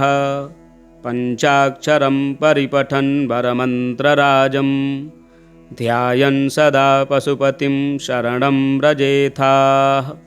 अतः परं सर्वपुराणगुह्यं निःशेषपापौघहरं पवित्रं जयप्रदं सर्वविपत्प्रमोचनं वक्ष्यामि शैवं कवचं हिताय ते। अथ कवचं ऋषभ उवाच। नमस्कृत्य महादेवं विश्वव्यापिनमीश्वरं वक्षे शिवमयं वर्म सर्वरक्षाकरं नृणां। शुचौ देशे समासीनो यथावत्कल्पितासनः जितेन्द्रियो जितप्राणश्चिन्तयेच्छिवमव्ययम्। हृत्पुण्डरीकान्तरसन्निविष्टं स्वतेजसा व्याप्तनभोऽवकाशम्। अतीन्द्रियं सूक्ष्ममनन्तमाद्यं ध्यायेत् परानन्दमयं महेशम्। ध्यानावधूताखिलकर्मबन्धश्चिरं चिदानन्दनिमग्नचेताः। षडक्षरन्याससमाहितात्मा शैवेन कुर्यात् कवचेन रक्षाम्। मां पातु देवोऽखिलदेवतात्मा संसारकूपे पतितं गभीरे। तन्नामदिव्यं वरमन्त्रमूलं धुनोतु मे सर्वमघं हृदि स्थम्। सर्वत्र मां रक्षतु विश्वमूर्तिर्ज्योतिर्मयानन्दघनश्चिदात्मा। अणोरणीयानुरुशक्तिरेकः स ईश्वरः पातु भयादशेषात्। यो भूस्वरूपेण बिभर्ति विश्वं पायात् स भूमेर्गिरिशोष्टमूर्तिः। यो मां स्वरूपेण निर्णां करोति सञ्जीवनं शोभतु मां जलेभ्यः। कल्पावसाने भुवनानि दग्ध्वा सर्वाणि यो नृत्यति भूरिलीलः। शकालरुद्रोऽवतु मां दवाग्नेर्वात्यादिभीतेरखिलाच्च तापात्। प्रदीप्तविद्युत्कनकावभासो विद्यावराभीतिकुठारपाणिः। चतुर्मुखस्तत्पुरुषस्त्रिनेत्रः प्राच्यां स्थितं रक्षतु मामजस्त्रम्। कुठारवेदाङ्कुशपाशशूलकपालढक्काक्षगुणान्दधानः। चतुर्मुखो नीलरुचिस्त्रिनेत्रः पायादघोरो दिशि दक्षिणस्यां। कुन्देन्दुशङ्खस्फटिकावभासो वेदाक्षमालावरदाभयाङ्कः। त्रयक्षश्चतुर्वक्त्र उरुप्रभावः सद्योऽधिजातोऽवतु मां प्रतीच्याम्। वराक्षमालाभयटङ्कहस्तः सरोजकिञ्जल्कसमानवर्णः। त्रिलोचनश्चारुचतुर्मुखो मां पायादुदिच्यां दिशि वामदेवः। वेदाभयेष्टाङ्कुशटङ्कपाशकपालढक्काक्षशूलपाणिः। सितद्युतिः पञ्चमुखोऽवतान्नामीशान ऊर्ध्वं परमप्रकाशः। मूर्धानमव्यान्ममचन्द्रमौलिर्भालं ममाव्यादथ बालनेत्रः। नेत्रे ममाव्याद्भगनेत्रहारी नासां सदा रक्षतु विश्वनाथः। पायाच्छ्रुति मे श्रुतिगीतकीर्तिः कपोलमव्यात् सततं कपाली वक्त्रं सदा रक्षतु पञ्चवक्त्रो जिह्वां सदा रक्षतु वेदजिह्वः कण्ठं गिरीशोऽवतु नीलकण्ठः पाणिद्वयं पातु पिनाकपाणिः दोर्मूलमव्यान्मम धर्मबाहुर्वक्षस्थलं दक्षमखान्तकोऽव्यात् ममोदरं पातु गिरीन्द्रधन्वा मध्यं ममाव्यान्मदनान्तकारी हेरम्बतातो मम पातु नाभिं पायात्कटिधूर्जठरीश्वरो मे ऊरुद्वयं पातु कुबेरमित्रो जानुद्वयं मे जगदीश्वरोऽव्यात् जङ्घायुगं पुङ्गवकेतुरव्यात् पादौ ममाव्यात्सुरवन्द्यपादः महेश्वरः पातु दिनादिया मे मां मध्ययामेवतु वामदेवः त्र्यम्बकः पातु तृतीयया मे वृषध्वजः पातु दिनान्त्यया मे पायान्निषादौ शशिशेखरो मां गङ्गाधरो रक्षतु मां निशीथे गौरीपतिः पातु निशावशाने मृत्युञ्जयो रक्षतु सर्वकालम् अन्तः स्थितं रक्षतु शङ्करो मां स्थाणुः सदा पातु बहिः स्थितं मां तदन्तरे पातु पतिः पशूनां सदाशिवो रक्षतु मां शमन्तात् तिष्ठन्तमव्याद्भुवनैकनाथः पायाद्व्रजन्तं प्रमथाधिनाथः वेदान्तवेद्योऽवतु मान्निषण्डं मामव्ययः पातु शिवः शयानम् मार्गेषु मां रक्षतु नीलकण्ठः शैलादिदुर्गेषु पुरत्रयारिः अरण्यवासादिमहाप्रवासे पायान् मृगव्याध उदारशक्तिः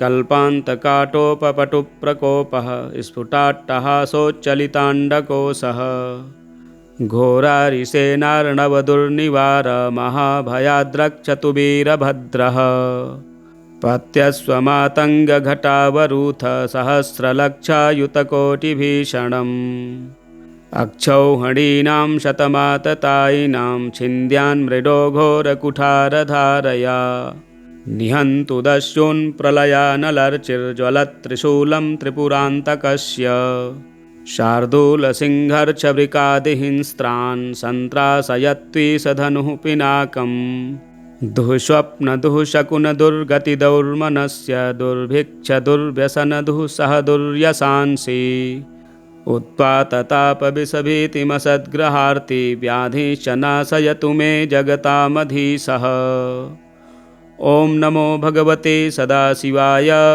सकलतत्त्वात्मकाय सकलतत्त्वविहाराय सकललोकैककर्त्रे सकललोकैकभर्त्रे सकललोकैकहर्त्रे सकललोकैकगुरवे सकललोकैकसाक्षिणे सकलनिगमगुह्याय सकलवरप्रदाय सकलदुरितार्तिभञ्जनाय सकलजगदभयङ्कराय सकललोकैकशङ्कराय शशाङ्कशेखराय शाश्वतनिजाभाषाय निर्गुणाय निरुपमाय निरूपाय निराभाषाय निरामयाय निष्प्रपञ्चाय निष्कलङ्काय निर्द्वन्द्वाय निःसङ्गाय निर्मलाय निर्गमाय नित्यरूपविभवाय निरुपमविभवाय निराधाराय नित्यशुद्धबुद्धपरिपूर्णसच्चिदानन्दाद्व्ययाय परमशान्तप्रकाशतेजोरूपाय जय जय महारुद्र महारौद्र भद्रावतार दुःखदावदारण महाभैरव कालभैरव कल्पान्तभैरव कपालमालाधर खट्वाङ्ग खड्ग चर्म पाशाङ्कुश डमरुशूल चाप बाण गदा शक्तिभिण्डिपाल तोमर मुशल मुद्गर पट्टिस परशु परिघ भुसुण्डी शतघ्नि चक्राद्यायुध भीषणकर सहस्र मुखदंष्ट्राकराल विकटाट्टहास विस्फारित ब्रह्माण्डमण्डल नागेन्द्रकुण्डल नागेन्द्रहार नागेन्द्रवलय नागेन्द्रचर्मधर मृत्युञ्जय त्र्यम्बक त्रिपुरान्तक विरूपाक्ष विश्वेश्वर विश्वरूप वृषभवाहन विषभूषण विश्वतोमुख सर्वतो रक्ष रक्ष मां ज्वल ज्वल महामृत्युभयमपमृत्युभयं नाशय नाशय रोगभयमुत्सादयोत्सादय विषसर्पभयं शमय शमय चोरभयं मारय मारय मम शत्रूनुच्चाटयोच्चाटय शूलेन विदारय विदारय कुठारेण भिन्धि भिन्धि खड्गेन छिन्धि छिन्धि खट्वाङ्गेन विपोथय विपोथय मुसलेन निष्पेषय निष्पेषय बाणैः सन्ताडय सन्ताडय रक्षांसि भीषय भीषय भूतानि विद्रावय विद्रावय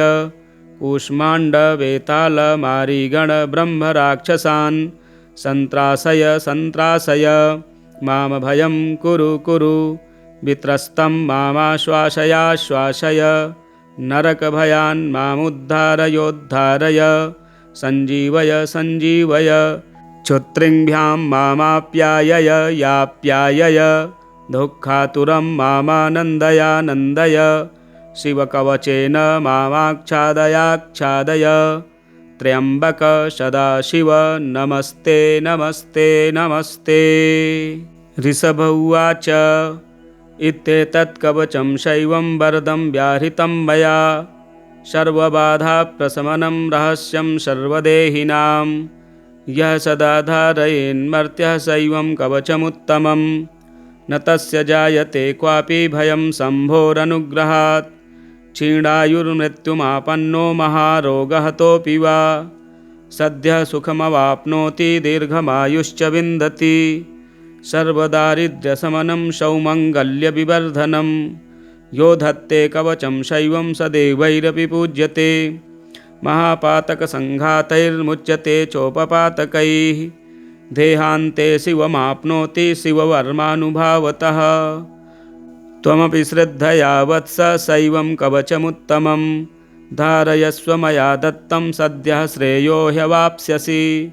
सूत उवाच इत्युक्त्वा ऋषभो योगी तस्मै पार्थिवसूनवे ददौ शङ्खं महारावं खड्गं चारिनिषूदनं पुनश्च भस्म सम्मन्त्र्य तदङ्गं सर्वतो स्पृशत् गजानां षट्सहस्रस्य द्विगुणं च बलं ददौ भस्मप्रभावात् सम्प्राप्य बलैश्वर्यधृतिस्मृतिः स राजपुत्रः सुशुभे शरर्दक इव श्रिया तमाह प्राञ्जलिं भूयः स योगी राजनन्दनम् एष खड्गो मया दत्तस्तपो मन्त्रानुभावतः शीतधारमिमं खड्गं यस्मै दर्शयसि यस्फुटं स सद्यो म्रियते शत्रुः साक्षात् मृत्युरपि स्वयम् अस्य शङ्खस्य निर्हादं ये शृण्वन्ति तवाहिताः ते मूर्छिताः पतिष्यन्ति न्यस्तशस्त्राविचेतनाः खड्गशङ्खाविमौ दिव्यौ परसैन्यविनाशिनौ आत्मसैन्यस्वपक्षाणां शौर्यतेजो विवर्धनौ एतयोश्च प्रभावेन शैवेन कवचेन च 62 नागानां बलेन महतापि च भस्मधारणसामर्थ्यच्छत्रुसैन्यं विजेष्यसि प्राप्य सिंहासनं पैत्यं गोप्तासि पृथिवीमिमाम् इति भद्रायुषं सम्यगनुशास्य समात्रिकं ताभ्यां सम्पूजितः सोऽथ योगी स्वैरगतिर्ययौ ताभ्यां सम्पूजितः सोऽथ योगी स्वैरगतिर्ययौ। श्री अमोघ कवचम संपूर्णम। इसी प्रकार की वीडियो देखने के लिए हमारे चैनल को सब्सक्राइब करें, वीडियो शेयर करें, लाइक करें। हर हर महादेव। ब्रह्मांड विजय श्री शिव कवचम। नारद उवाच शिवस्य कवचं ब्रूहि मत्स्यराजेन यद्धृतं नारायण महाभाग श्रोतुं कौतूहलं मम।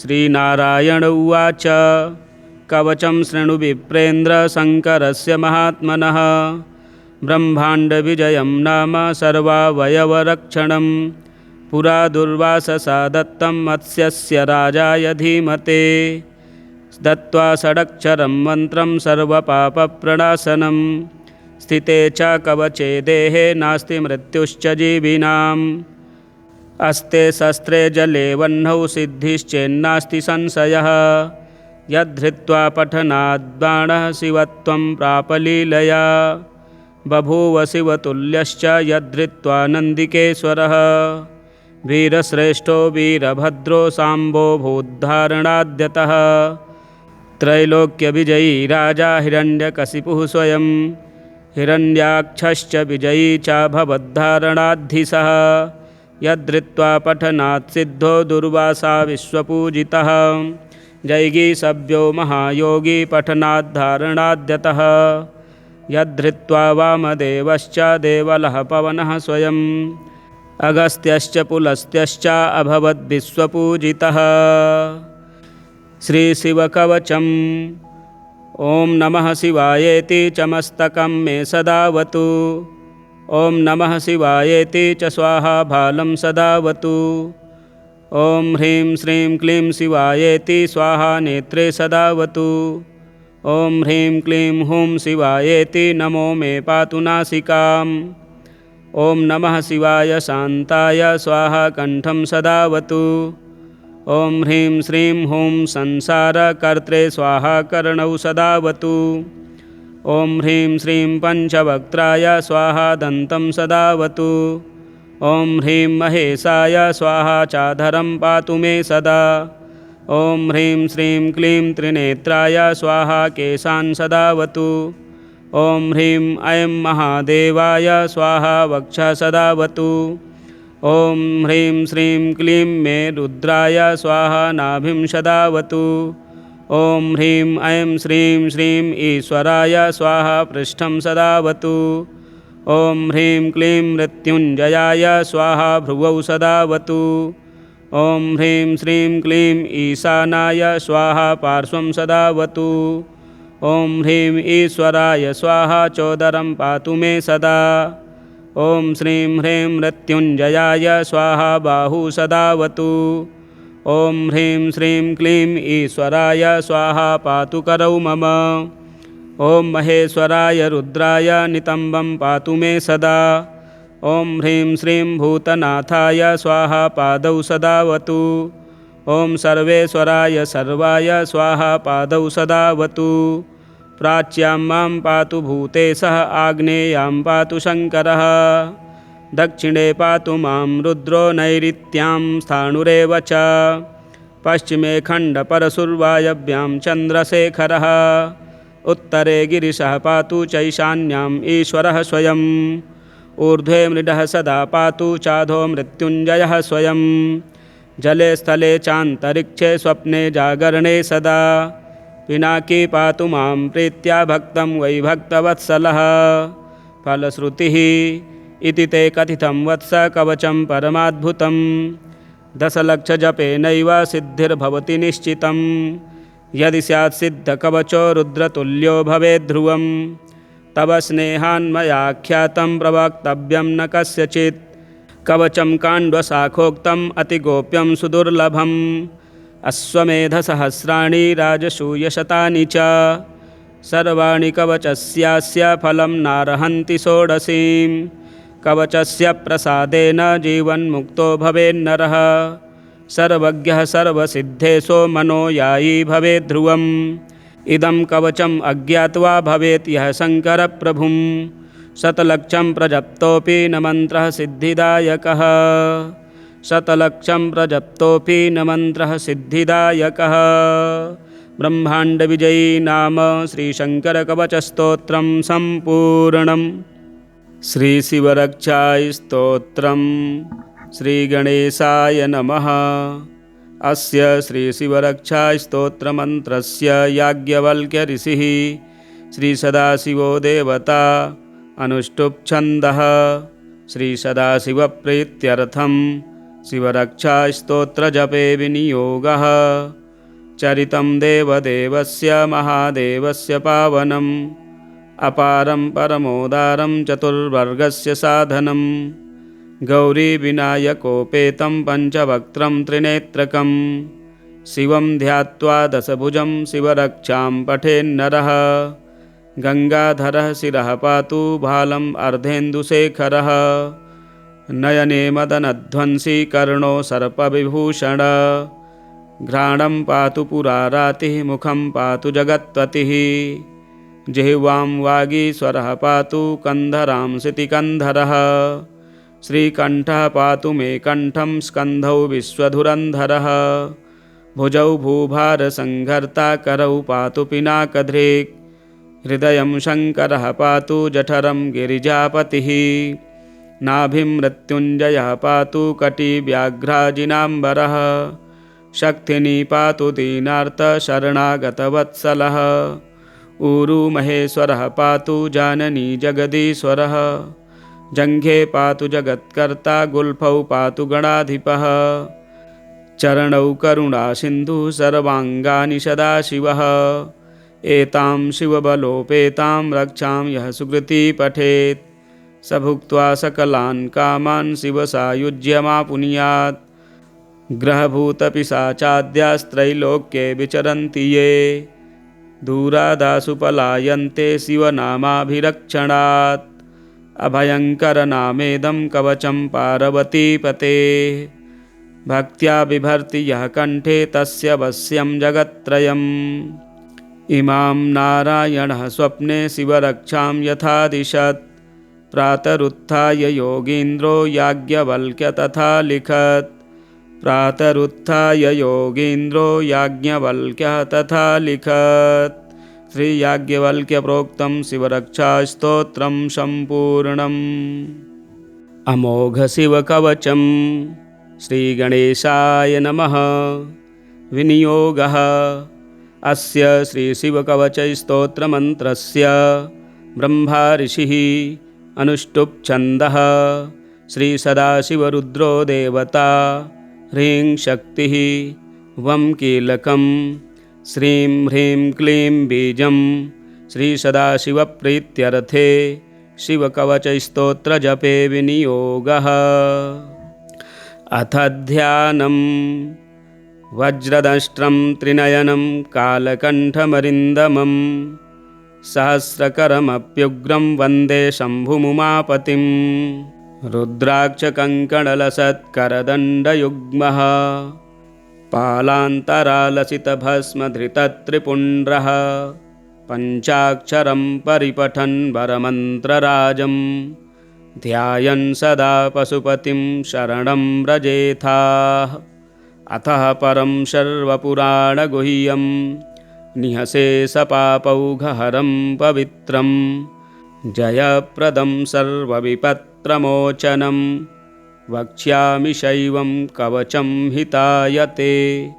अथ कवचं ऋषभ उवाच नमस्कृत्य महादेवं विश्वव्यापिनमीश्वरं वक्षे शिवमयं वर्म सर्वरक्षाकरं नृणां शुचौ देशे समासीनो यथावत्कल्पितासनः जितेन्द्रियो जितप्राणश्चिन्तयेच्छिवमव्ययम् हृत्पुण्डरीकान्तरसन्निविष्टं स्वतेजसा व्याप्तनभोऽवकाशम् अतीन्द्रियं सूक्ष्ममनन्तमाद्यं ध्यायेत् परानन्दमयं महेशम् ध्यानावधूताखिलकर्मबन्धश्चिरं चिदानन्दनिमग्नचेताः षडक्षरन्याससमाहितात्मा शैवेन कुर्यात् कवचेन रक्षाम् मां पातु देवोऽखिलदेवतात्मा संसारकूपे पतितं गभीरे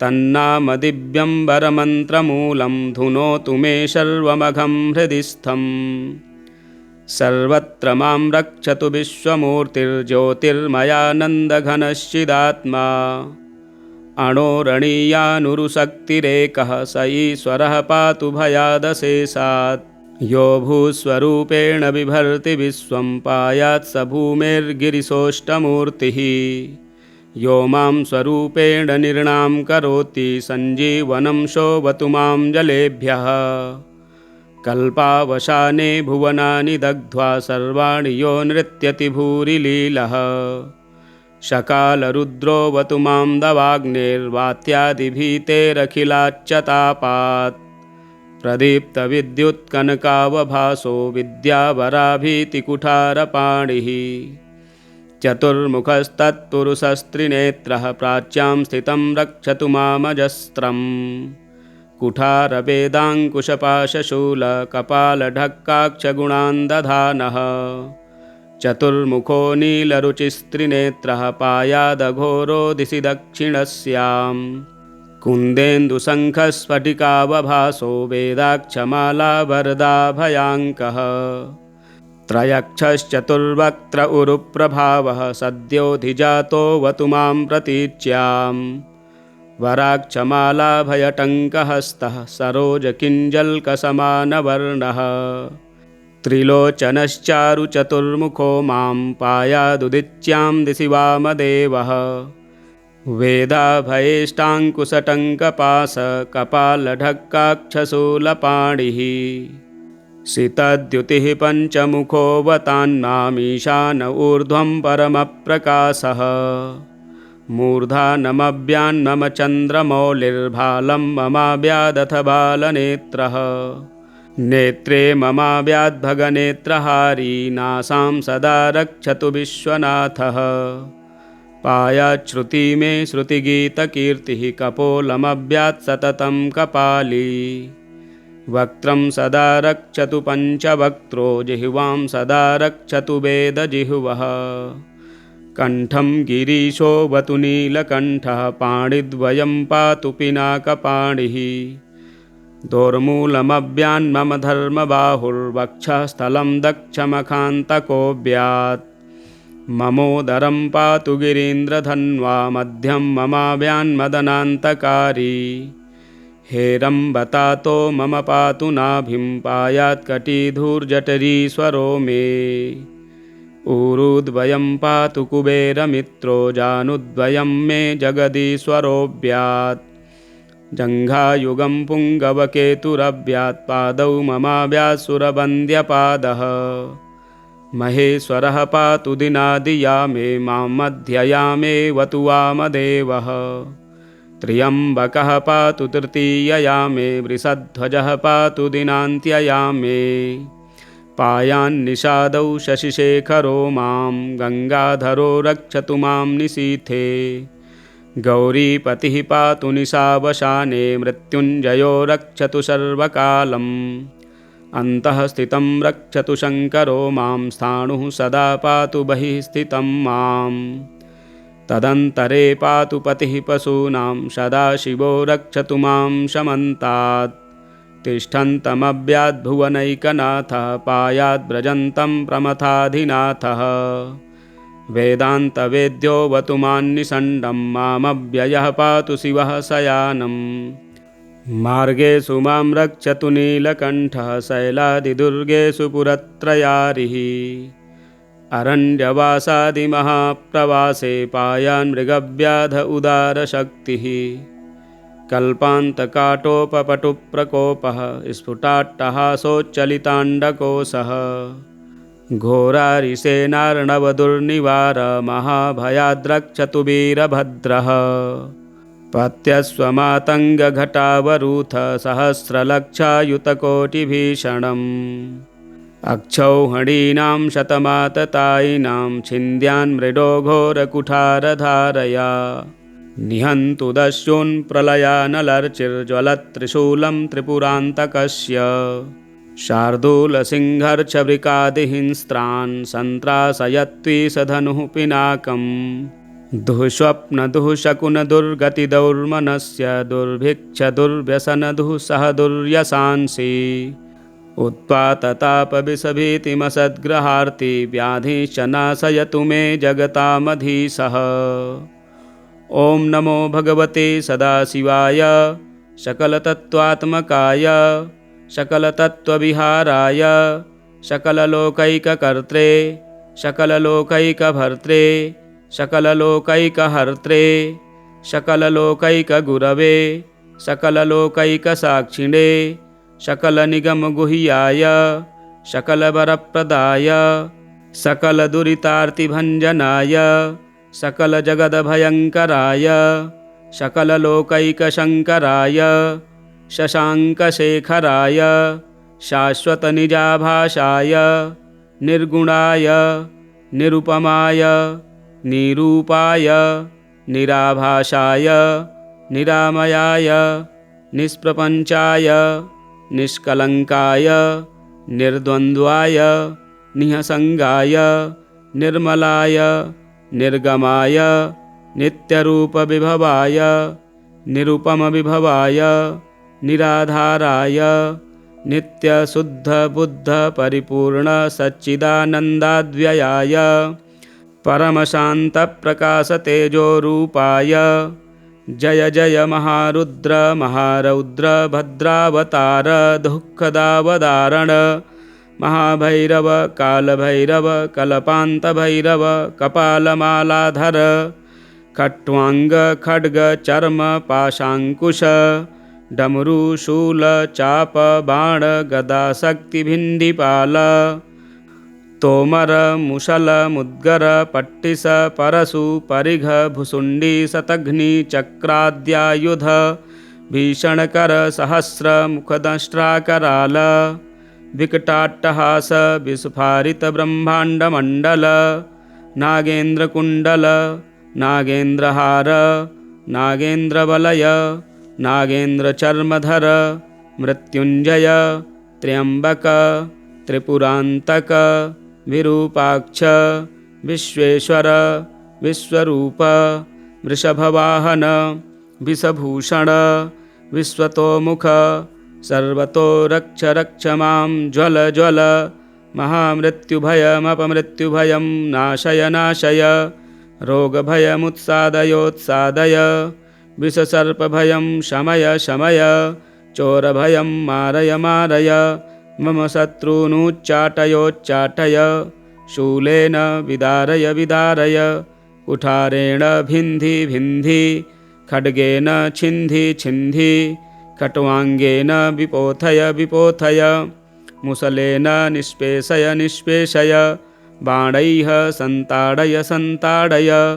रक्षांसि भीषय भीषय भूतानि विद्रावय विद्रावय कूष्माण्डवेतालमारिगण ब्रह्मराक्षसान् सन्त्रासय सन्त्रासय मामभयं कुरु कुरु वित्रस्तं मामाश्वासयाश्वासय नरकभयान् मामुद्धारयोद्धारय सञ्जीवय सञ्जीवय क्षुत्रिङ्भ्यां मामाप्यायय याप्यायय दुःखातुरं मामानन्दयानन्दय शिवकवचेन मामाच्छादयाच्छादय त्र्यम्बक सदाशिव नमस्ते नमस्ते नमस्ते।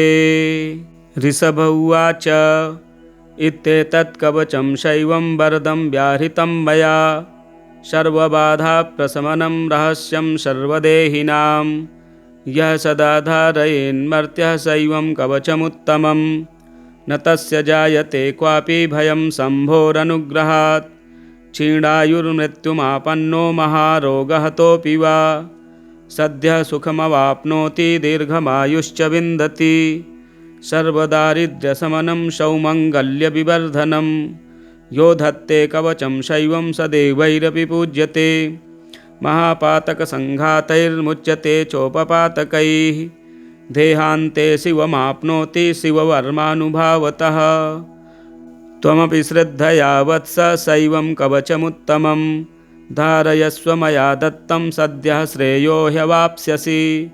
सूत उवाच इत्युक्त्वा ऋषभो योगी तस्मै पार्थिवसूनवे ददौ शङ्खं महारावं खड्गं चारिनिषूदनं पुनश्च भस्म सम्मन्त्र्य तदङ्गं सर्वतो स्पृशत् गजानां षट्सहस्रस्य द्विगुणं च बलं ददौ भस्मप्रभावात् सम्प्राप्य बलैश्वर्यधृतिस्मृतिः स राजपुत्रः सुशुभे शरर्दक इव श्रिया तमाह प्राञ्जलिं भूयः स योगी राजनन्दनम् एष खड्गो मया दत्तस्तपो मन्त्रानुभावतः शीतधारमिमं खड्गं यस्मै दर्शयसि यस्फुटं स सद्यो म्रियते शत्रुः साक्षान् मृत्युरपि स्वयम् अस्य शङ्खस्य निर्हादं ये शृण्वन्ति तवाहिताः ते मूर्छिताः पतिष्यन्ति न्यस्तशस्त्राविचेतनाः खड्गशङ्खाविमौ दिव्यौ परसैन्यविनाशिनौ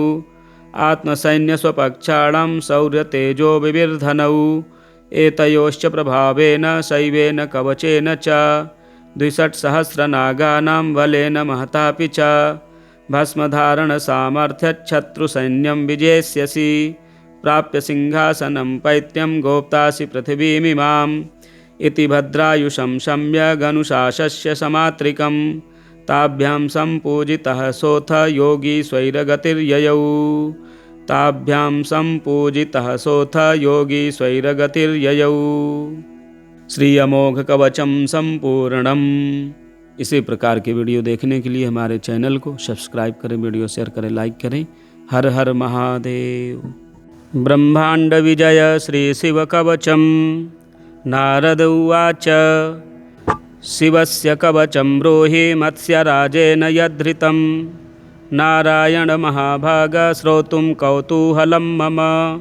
श्रीनारायण उवाच कवचं शृणु विप्रेन्द्र शङ्करस्य महात्मनः ब्रह्मांड विजयं नाम सर्वावयवरक्षणं पुरा दुर्वाससा दत्तं मत्स्यस्य राजाय धीमते दत्त्वा षडक्षरं मन्त्रं सर्वपापप्रणाशनं स्थिते च कवचे देहे नास्ति मृत्युश्च जीविनाम् अस्ते शस्त्रे जले वह्नौ सिद्धिश्चेन्नास्ति संशयः यद्धृत्वा पठनाद् बाणः शिवत्वं प्रापलीलया बभूव शिवतुल्यश्च यद्धृत्वा नन्दिकेश्वरः वीरश्रेष्ठो वीरभद्रो साम्बो भूद्धारणाद्यतः त्रैलोक्यविजयी राजा हिरण्यकशिपुः स्वयं हिरण्याक्षश्च विजयी चाभवद्धारणाद्धिसः यद्धृत्वा पठनात् सिद्धो दुर्वासा विश्वपूजितः जैगीषव्यो महायोगी पठनाद्धारणाद्यतः यद्धृत्वा वामदेवश्च देवलः पवनः स्वयं अगस्त्यश्च पुलस्त्यश्च अभवद्विश्वपूजितः। श्रीशिवकवचम्। ॐ नमः शिवायेति च मस्तकं मे सदावतु ॐ नमः शिवायेति च स्वाहा भालं सदावतु ॐ ह्रीं श्रीं क्लीं शिवायेति स्वाहा नेत्रे सदावतु ॐ ह्रीं क्लीं हूं शिवायेति नमो मे पातु नासिकाम् ॐ नमः शिवाय शान्ताय स्वाहा कण्ठं सदावतु ॐ ह्रीं श्रीं हूं संसारकर्त्रे स्वाहा कर्णौ सदावतु ॐ ह्रीं श्रीं पञ्चवक्त्राय स्वाहा दन्तं सदावतु ॐ ह्रीं महेशाय स्वाहा चाधरं पातु मे सदा ॐ ह्रीं श्रीं क्लीं त्रिनेत्राय स्वाहा केशान् सदावतु ॐ ह्रीं ऐं महादेवाय स्वाहा वक्षः सदावतु ॐ ह्रीं श्रीं क्लीं मे रुद्राय स्वाहा नाभिं सदावतु ॐ ह्रीं ऐं श्रीं श्रीं ईश्वराय स्वाहा पृष्ठं सदावतु ॐ ह्रीं क्लीं मृत्युञ्जयाय स्वाहा भ्रुवौ सदावतु ॐ ह्रीं श्रीं क्लीं ईशानाय स्वाहा पार्श्वं सदावतु ॐ ह्रीं ईश्वराय स्वाहा चोदरं पातु मे सदा ॐ श्रीं ह्रीं मृत्युञ्जयाय स्वाहा बाहु सदावतु ॐ ह्रीं श्रीं क्लीं ईश्वराय स्वाहा पातु करौ मम ॐ महेश्वराय रुद्राय नितम्बं पातु मे सदा ॐ ह्रीं श्रीं भूतनाथाय स्वाहा पादौ सदावतु ॐ सर्वेश्वराय सर्वाय स्वाहा पादौ सदावतु प्राच्यां मां पातु भूतेशः आग्नेयां पातु शङ्करः दक्षिणे पातु मां रुद्रो नैऋत्यां स्थाणुरेव च पश्चिमे खण्डपरशुर्वायव्यां चन्द्रशेखरः उत्तरे गिरिशः पातु चैशान्याम् ईश्वरः स्वयं ऊर्ध्वे मृडः सदा पातु चाधो मृत्युञ्जयः स्वयं जले स्थले चान्तरिक्षे स्वप्ने जागरणे सदा पिनाकी पातु मां प्रीत्या भक्तं वै भक्तवत्सलः फलश्रुतिः इति ते कथितं वत्स कवचं परमाद्भुतं दशलक्षजपेनैव सिद्धिर्भवति निश्चितं। यदि स्यात् सिद्धकवचो रुद्रतुल्यो भवेद् ध्रुवं। तव स्नेहान्मयाख्यातं प्रवक्तव्यं न कस्यचित्। कवचं काण्डशाखोक्तम् अतिगोप्यं सुदुर्लभम्। अश्वमेधसहस्राणि राजसूयशतानि च। सर्वाणि कवचस्यास्य फलं नार्हन्ति षोडशीं। कवचस्य प्रसादेन जीवन्मुक्तो भवेन्नरः। सर्वज्ञः सर्वसिद्धेशो मनोयायी भवेद् ध्रुवम्। इदं कवचम् अज्ञात्वा भवेत् यः शङ्करप्रभुं। शतलक्षं प्रजप्तोऽपि न मन्त्रः सिद्धिदायकः। शतलक्षं प्रजप्तोऽपि न मन्त्रः सिद्धिदायकः। ब्रह्माण्डविजयी नाम श्रीशङ्करकवचस्तोत्रं सम्पूर्णम्। श्रीशिवरक्षास्तोत्रम्। श्रीगणेशाय नमः। अस्य श्रीशिवरक्षास्तोत्रमन्त्रस्य याज्ञवल्क्यऋषिः श्रीसदाशिवो देवता अनुष्टुप् छन्दः। श्रीसदाशिवप्रीत्यर्थं शिवरक्षास्तोत्रजपे विनियोगः। चरितं देवदेवस्य महादेवस्य पावनम्। अपारं परमोदारं चतुर्वर्गस्य साधनं। गौरीविनायकोपेतं पञ्चवक्त्रं त्रिनेत्रकं। शिवं ध्यात्वा दशभुजं शिवरक्षां पठेन्नरः। गङ्गाधरः शिरः पातु भालम् अर्धेन्दुशेखरः। नयने मदनध्वंसी कर्णो सर्पविभूषण। घ्राणं पातु पुरारातिः मुखं पातु जगत्पतिः। जिह्वां वागीश्वरः पातु कन्धरां शितिकन्धरः। श्रीकण्ठः पातु मे कण्ठं स्कन्धौ विश्वधुरन्धरः। भुजौ भूभारसंहर्ता करौ पातु पिनाकधृक्। हृदयं शङ्करः पातु जठरं गिरिजापतिः। नाभिं मृत्युञ्जयः पातु कटिव्याघ्राजिनाम्बरः। शक्तिनी पातु दीनार्तशरणागतवत्सलः। ऊरु महेश्वरः पातु जाननी जगदीश्वरः। जङ्घे पातु जगत्कर्ता गुल्फौ पातु गणाधिपः। चरणौ करुणासिन्धुः सर्वाङ्गानि सदाशिवः। एतां शिवबलोपेतां रक्षां यः सुकृती पठेत्। स भुक्त्वा सकलान् कामान् शिवसायुज्यमापुनुयात्। ग्रहभूतपिशाचाद्यास्त्रैलोक्ये विचरन्ति ये। दूरादासु पलायन्ते शिवनामाभिरक्षणात्। अभयङ्करनामेदं कवचं पार्वतीपतेः। भक्त्या बिभर्ति यः कण्ठे तस्य वश्यं जगत्त्रयम्। इमां नारायणः स्वप्ने शिवरक्षां यथादिशत्। प्रातरुत्थाय योगीन्द्रो याज्ञवल्क्य तथा लिखत्। प्रातरुत्थाय योगीन्द्रो याज्ञवल्क्यः तथा लिखत्। श्रीयाज्ञवल्क्यप्रोक्तं शिवरक्षास्तोत्रं सम्पूर्णम्। अमोघशिवकवचं। श्रीगणेशाय नमः। विनियोगः। अस्य श्रीशिवकवचस्तोत्रमन्त्रस्य ब्रह्मा ऋषिः अनुष्टुप् छन्दः। श्रीसदाशिवरुद्रो देवता। ह्रीं शक्तिः। वं कीलकं। श्रीं ह्रीं क्लीं बीजं। श्रीसदाशिवप्रीत्यर्थे शिवकवचस्तोत्रजपे विनियोगः। अथ ध्यानम्। वज्रदष्ट्रं त्रिनयनं कालकण्ठमरिन्दमं। सहस्रकरमप्युग्रं वन्दे शम्भुमुमापतिं। रुद्राक्षकङ्कणलसत्करदण्डयुग्मः। पालान्तरालसितभस्मधृतत्रिपुण्ड्रः। पञ्चाक्षरं परिपठन् वरमन्त्रराजं। ध्यायन् सदा पशुपतिं शरणं व्रजेथाः। अतः परं सर्वपुराणगुह्यं निःशेषपापौघहरं पवित्रं। जयप्रदं सर्वविपत्प्रमोचनं। वक्ष्यामि शैवं कवचं हितायते। अथ कवचं। ऋषभ उवाच। नमस्कृत्य महादेवं विश्वव्यापिनमीश्वरं। वक्षे शिवमयं वर्म सर्वरक्षाकरं नृणां शुचौ देशे समासीनो यथावत्कल्पितासनः जितेन्द्रियो जितप्राणश्चिन्तयेच्छिवमव्ययम् हृत्पुण्डरीकान्तरसन्निविष्टं स्वतेजसा व्याप्तनभोऽवकाशम् अतीन्द्रियं सूक्ष्ममनन्तमाद्यं ध्यायेत् परानन्दमयं महेशम् ध्यानावधूताखिलकर्मबन्धश्चिरं चिदानन्दनिमग्नचेताः षडक्षरन्याससमाहितात्मा शैवेन कुर्यात् कवचेन रक्षाम् मां पातु देवोऽखिलदेवतात्मा संसारकूपे पतितं गभीरे तन्नामदिव्यं वरमन्त्रमूलं धुनोतु मे सर्वमघं हृदि स्थम् सर्वत्र मां रक्षतु विश्वमूर्तिर्ज्योतिर्मयानन्दघनश्चिदात्मा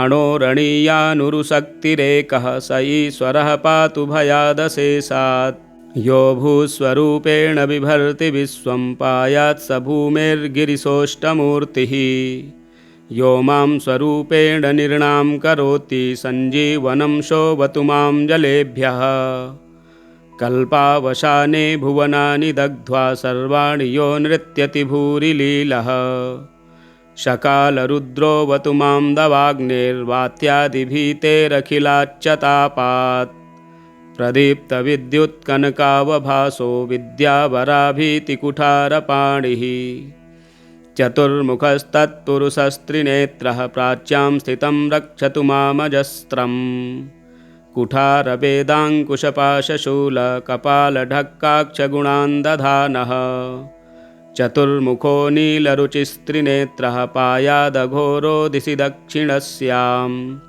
कुन्देन्दुशङ्खस्फटिकावभासो वेदाक्षमालावरदाभयाङ्कः त्रयक्षश्चतुर्वक्त्र उरुप्रभावः सद्योऽधिजातोऽवतु मां प्रतीच्याम् वराक्षमालाभयटङ्कहस्तः सरोजकिञ्जल्कसमानवर्णः त्रिलोचनश्चारुचतुर्मुखो मां पायादुदिच्यां दिशि वामदेवः वेदाभयेष्टाङ्कुशटङ्कपाशकपालढक्काक्षशूलपाणिः सितद्युतिः पञ्चमुखोऽवतान्नामीशान ऊर्ध्वं परमप्रकाशः मूर्धानमभ्यान्मम चन्द्रमौलिर्भालं ममाव्यादथ बालनेत्रः नेत्रे ममाव्याद्भगनेत्रहारी नासां सदा रक्षतु विश्वनाथः पायाच्छ्रुति मे श्रुतिगीतकीर्तिः कपोलमव्यात् सततं कपाली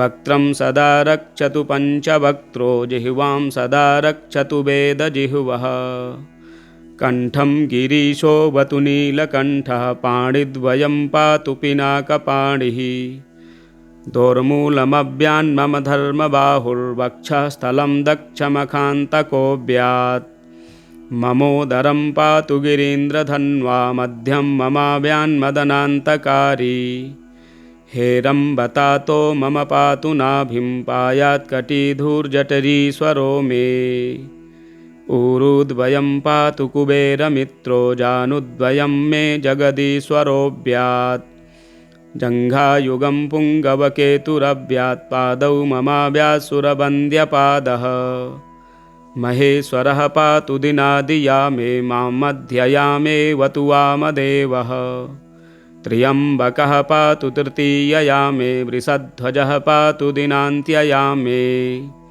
पायान्निषादौ शशिशेखरो मां गङ्गाधरो रक्षतु मां निशीथे गौरीपतिः पातु निशावसाने मृत्युञ्जयो रक्षतु सर्वकालम् अन्तः स्थितं रक्षतु शङ्करो मां स्थाणुः सदा पातु बहिः स्थितं मां तदन्तरे पातु पतिः पशूनां सदाशिवो रक्षतु मां शमन्तात् तिष्ठन्तमव्याद्भुवनैकनाथः पायाद्व्रजन्तं प्रमथाधिनाथः वेदान्तवेद्योऽवतु मान्निषण्डं मामव्ययः पातु शिवः शयानम् मार्गेषु मां रक्षतु नीलकण्ठः शैलादिदुर्गेषु पुरत्रयारिः अरण्यवासादिमहाप्रवासे पायान् मृगव्याध उदारशक्तिः कल्पान्तकाटोपपटुप्रकोपः स्फुटाट्टहासोच्चलिताण्डकोशः घोरारिसेनार्णवदुर्निवार महाभयाद्रक्षतु वीरभद्रः पत्यस्वमातङ्गघटावरूथ सहस्रलक्षायुतकोटिभीषणम् अक्षौहिणीनां शतमाततायिनां छिन्द्यान् मृडो घोरकुठारधारया निहन्तु दस्युन् प्रलयानलर्चिर्ज्वलत्त्रिशूलं त्रिपुरान्तकस्य शार्दूलसिंहर्षवृकादिहिंस्त्रान् सन्त्रासयत्विषधनुः पिनाकम् दुःस्वप्नदुःशकुनदुर्गतिदौर्मनस्य दुर्भिक्षदुर्व्यसनदुःसह दुर्यशांसि उत्पाततापविषभीतिमसद्ग्रहार्ति व्याधिश्च नाशयतु मे जगतामधीशः। ॐ नमो भगवते सदाशिवाय सकलतत्त्वात्मकाय सकलतत्त्वविहाराय सकललोकैककर्त्रे सकललोकैकभर्त्रे सकललोकैकहर्त्रे सकललोकैकगुरवे सकललोकैकसाक्षिणे सकलनिगमगुह्याय सकलवरप्रदाय सकलदुरितार्तिभञ्जनाय सकलजगदभयङ्कराय सकललोकैकशङ्कराय शशाङ्कशेखराय शाश्वतनिजाभाषाय निर्गुणाय निरुपमाय निरूपाय निराभाषाय निरामयाय निष्प्रपञ्चाय निष्कलङ्काय निर्द्वन्द्वाय निःसङ्गाय निर्मलाय निर्गमाय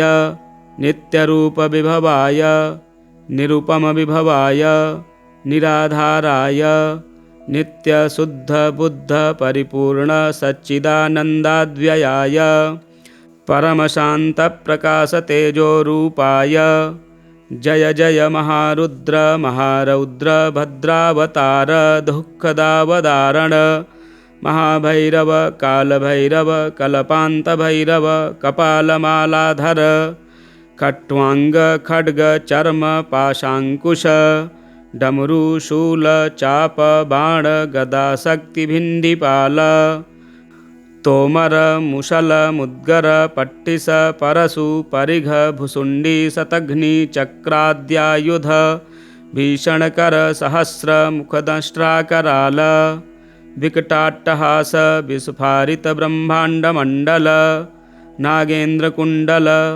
नागेन्द्रहार नागेन्द्रवलय नागेन्द्रचर्मधर मृत्युञ्जय त्र्यम्बक त्रिपुरान्तक विरूपाक्ष विश्वेश्वर विश्वरूप वृषभवाहन विषभूषण विश्वतोमुख सर्वतो रक्ष रक्ष मां ज्वल ज्वल महामृत्युभयमपमृत्युभयं नाशय नाशय रोगभयमुत्सादयोत्सादय विषसर्पभयं शमय शमय चोरभयं मारय मारय मम शत्रूनुच्चाटयोच्चाटय शूलेन विदारय विदारय कुठारेण भिन्धि भिन्धि खड्गेन छिन्धि छिन्धि खट्वाङ्गेन विपोथय विपोथय मुसलेन निष्पेषय निष्पेषय बाणैः सन्ताडय सन्ताडय रक्षांसि भीषय भीषय भूतानि विद्रावय विद्रावय कूष्माण्डवेतालमारिगणब्रह्मराक्षसान् सन्त्रासय सन्त्रासय मामभयं कुरु कुरु वित्रस्तं मामाश्वासयाश्वासय नरकभयान् मामुद्धारयोद्धारय सञ्जीवय सञ्जीवय क्षुत्रिङ्भ्यां मामाप्यायय याप्यायय दुःखातुरं मामानन्दयानन्दय शिवकवचेन मामाच्छादयाच्छादय त्र्यम्बक सदाशिव नमस्ते नमस्ते नमस्ते। ऋषभ उवाच इत्येतत् कवचं शैवं वरदं व्याहृतं मया सर्वबाधाप्रशमनं रहस्यं सर्वदेहिनां यः सदा धारयेन्मर्त्यः सैवं कवचमुत्तमं न तस्य जायते क्वापि भयं शम्भोरनुग्रहात् क्षीणायुर्मृत्युमापन्नो महारोगहतोऽपि वा सद्यः सुखमवाप्नोति दीर्घमायुश्च विन्दति सर्वदारिद्र्यशमनं सौमङ्गल्यविवर्धनं यो धत्ते कवचं शैवं स देवैरपि पूज्यते महापातकसङ्घातैर्मुच्यते चोपपातकैः देहान्ते शिवमाप्नोति शिववर्मानुभावतः त्वमपि श्रद्धया वत्स शैवं कवचमुत्तमं धारयस्व मया दत्तं सद्यः श्रेयो ह्यवाप्स्यसि। सूत उवाच इत्युक्त्वा ऋषभो योगी तस्मै पार्थिवसूनवे ददौ शङ्खं महारावं खड्गं चारिनिषूदनं पुनश्च भस्म सम्मन्त्र्य तदङ्गं सर्वतो स्पृशत् गजानां षट्सहस्रस्य द्विगुणं च बलं ददौ भस्मप्रभावात् सम्प्राप्य बलैश्वर्यधृतिस्मृतिः स राजपुत्रः सुशुभे सरर्दक इव श्रिया तमाह प्राञ्जलिं भूयः स योगी राजनन्दनम् एष खड्गो मया दत्तस्तपो मन्त्रानुभावतः शीतधारमिमं खड्गं यस्मै दर्शयसि यस्फुटं स सद्यो म्रियते शत्रुः साक्षात् मृत्युरपि स्वयम् अस्य शङ्खस्य निर्हादं ये शृण्वन्ति तवाहिताः ते मूर्छिताः पतिष्यन्ति न्यस्तशस्त्राविचेतनाः खड्गशङ्खाविमौ दिव्यौ परसैन्यविनाशिनौ आत्मसैन्यस्वपक्षाणां शौर्यतेजो विवर्धनौ एतयोश्च प्रभावेन शैवेन कवचेन च 62 नागानां बलेन महतापि च भस्मधारणसामर्थ्यच्छत्रुसैन्यं विजेष्यसि प्राप्य सिंहासनं पैत्यं गोप्तासि पृथिवीमिमाम् इति भद्रायुषं शम्य गनुशासस्य समात्रिकं ताभ्यां सम्पूजितः सोऽथ योगी स्वैरगतिर्ययौ ताभ्यां सम्पूजितः सोऽथ योगी स्वैरगतिर्ययौ। श्री अमोघ कवचम संपूर्णम। इसी प्रकार के वीडियो देखने के लिए हमारे चैनल को सब्सक्राइब करें, वीडियो शेयर करें, लाइक करें। हर हर महादेव।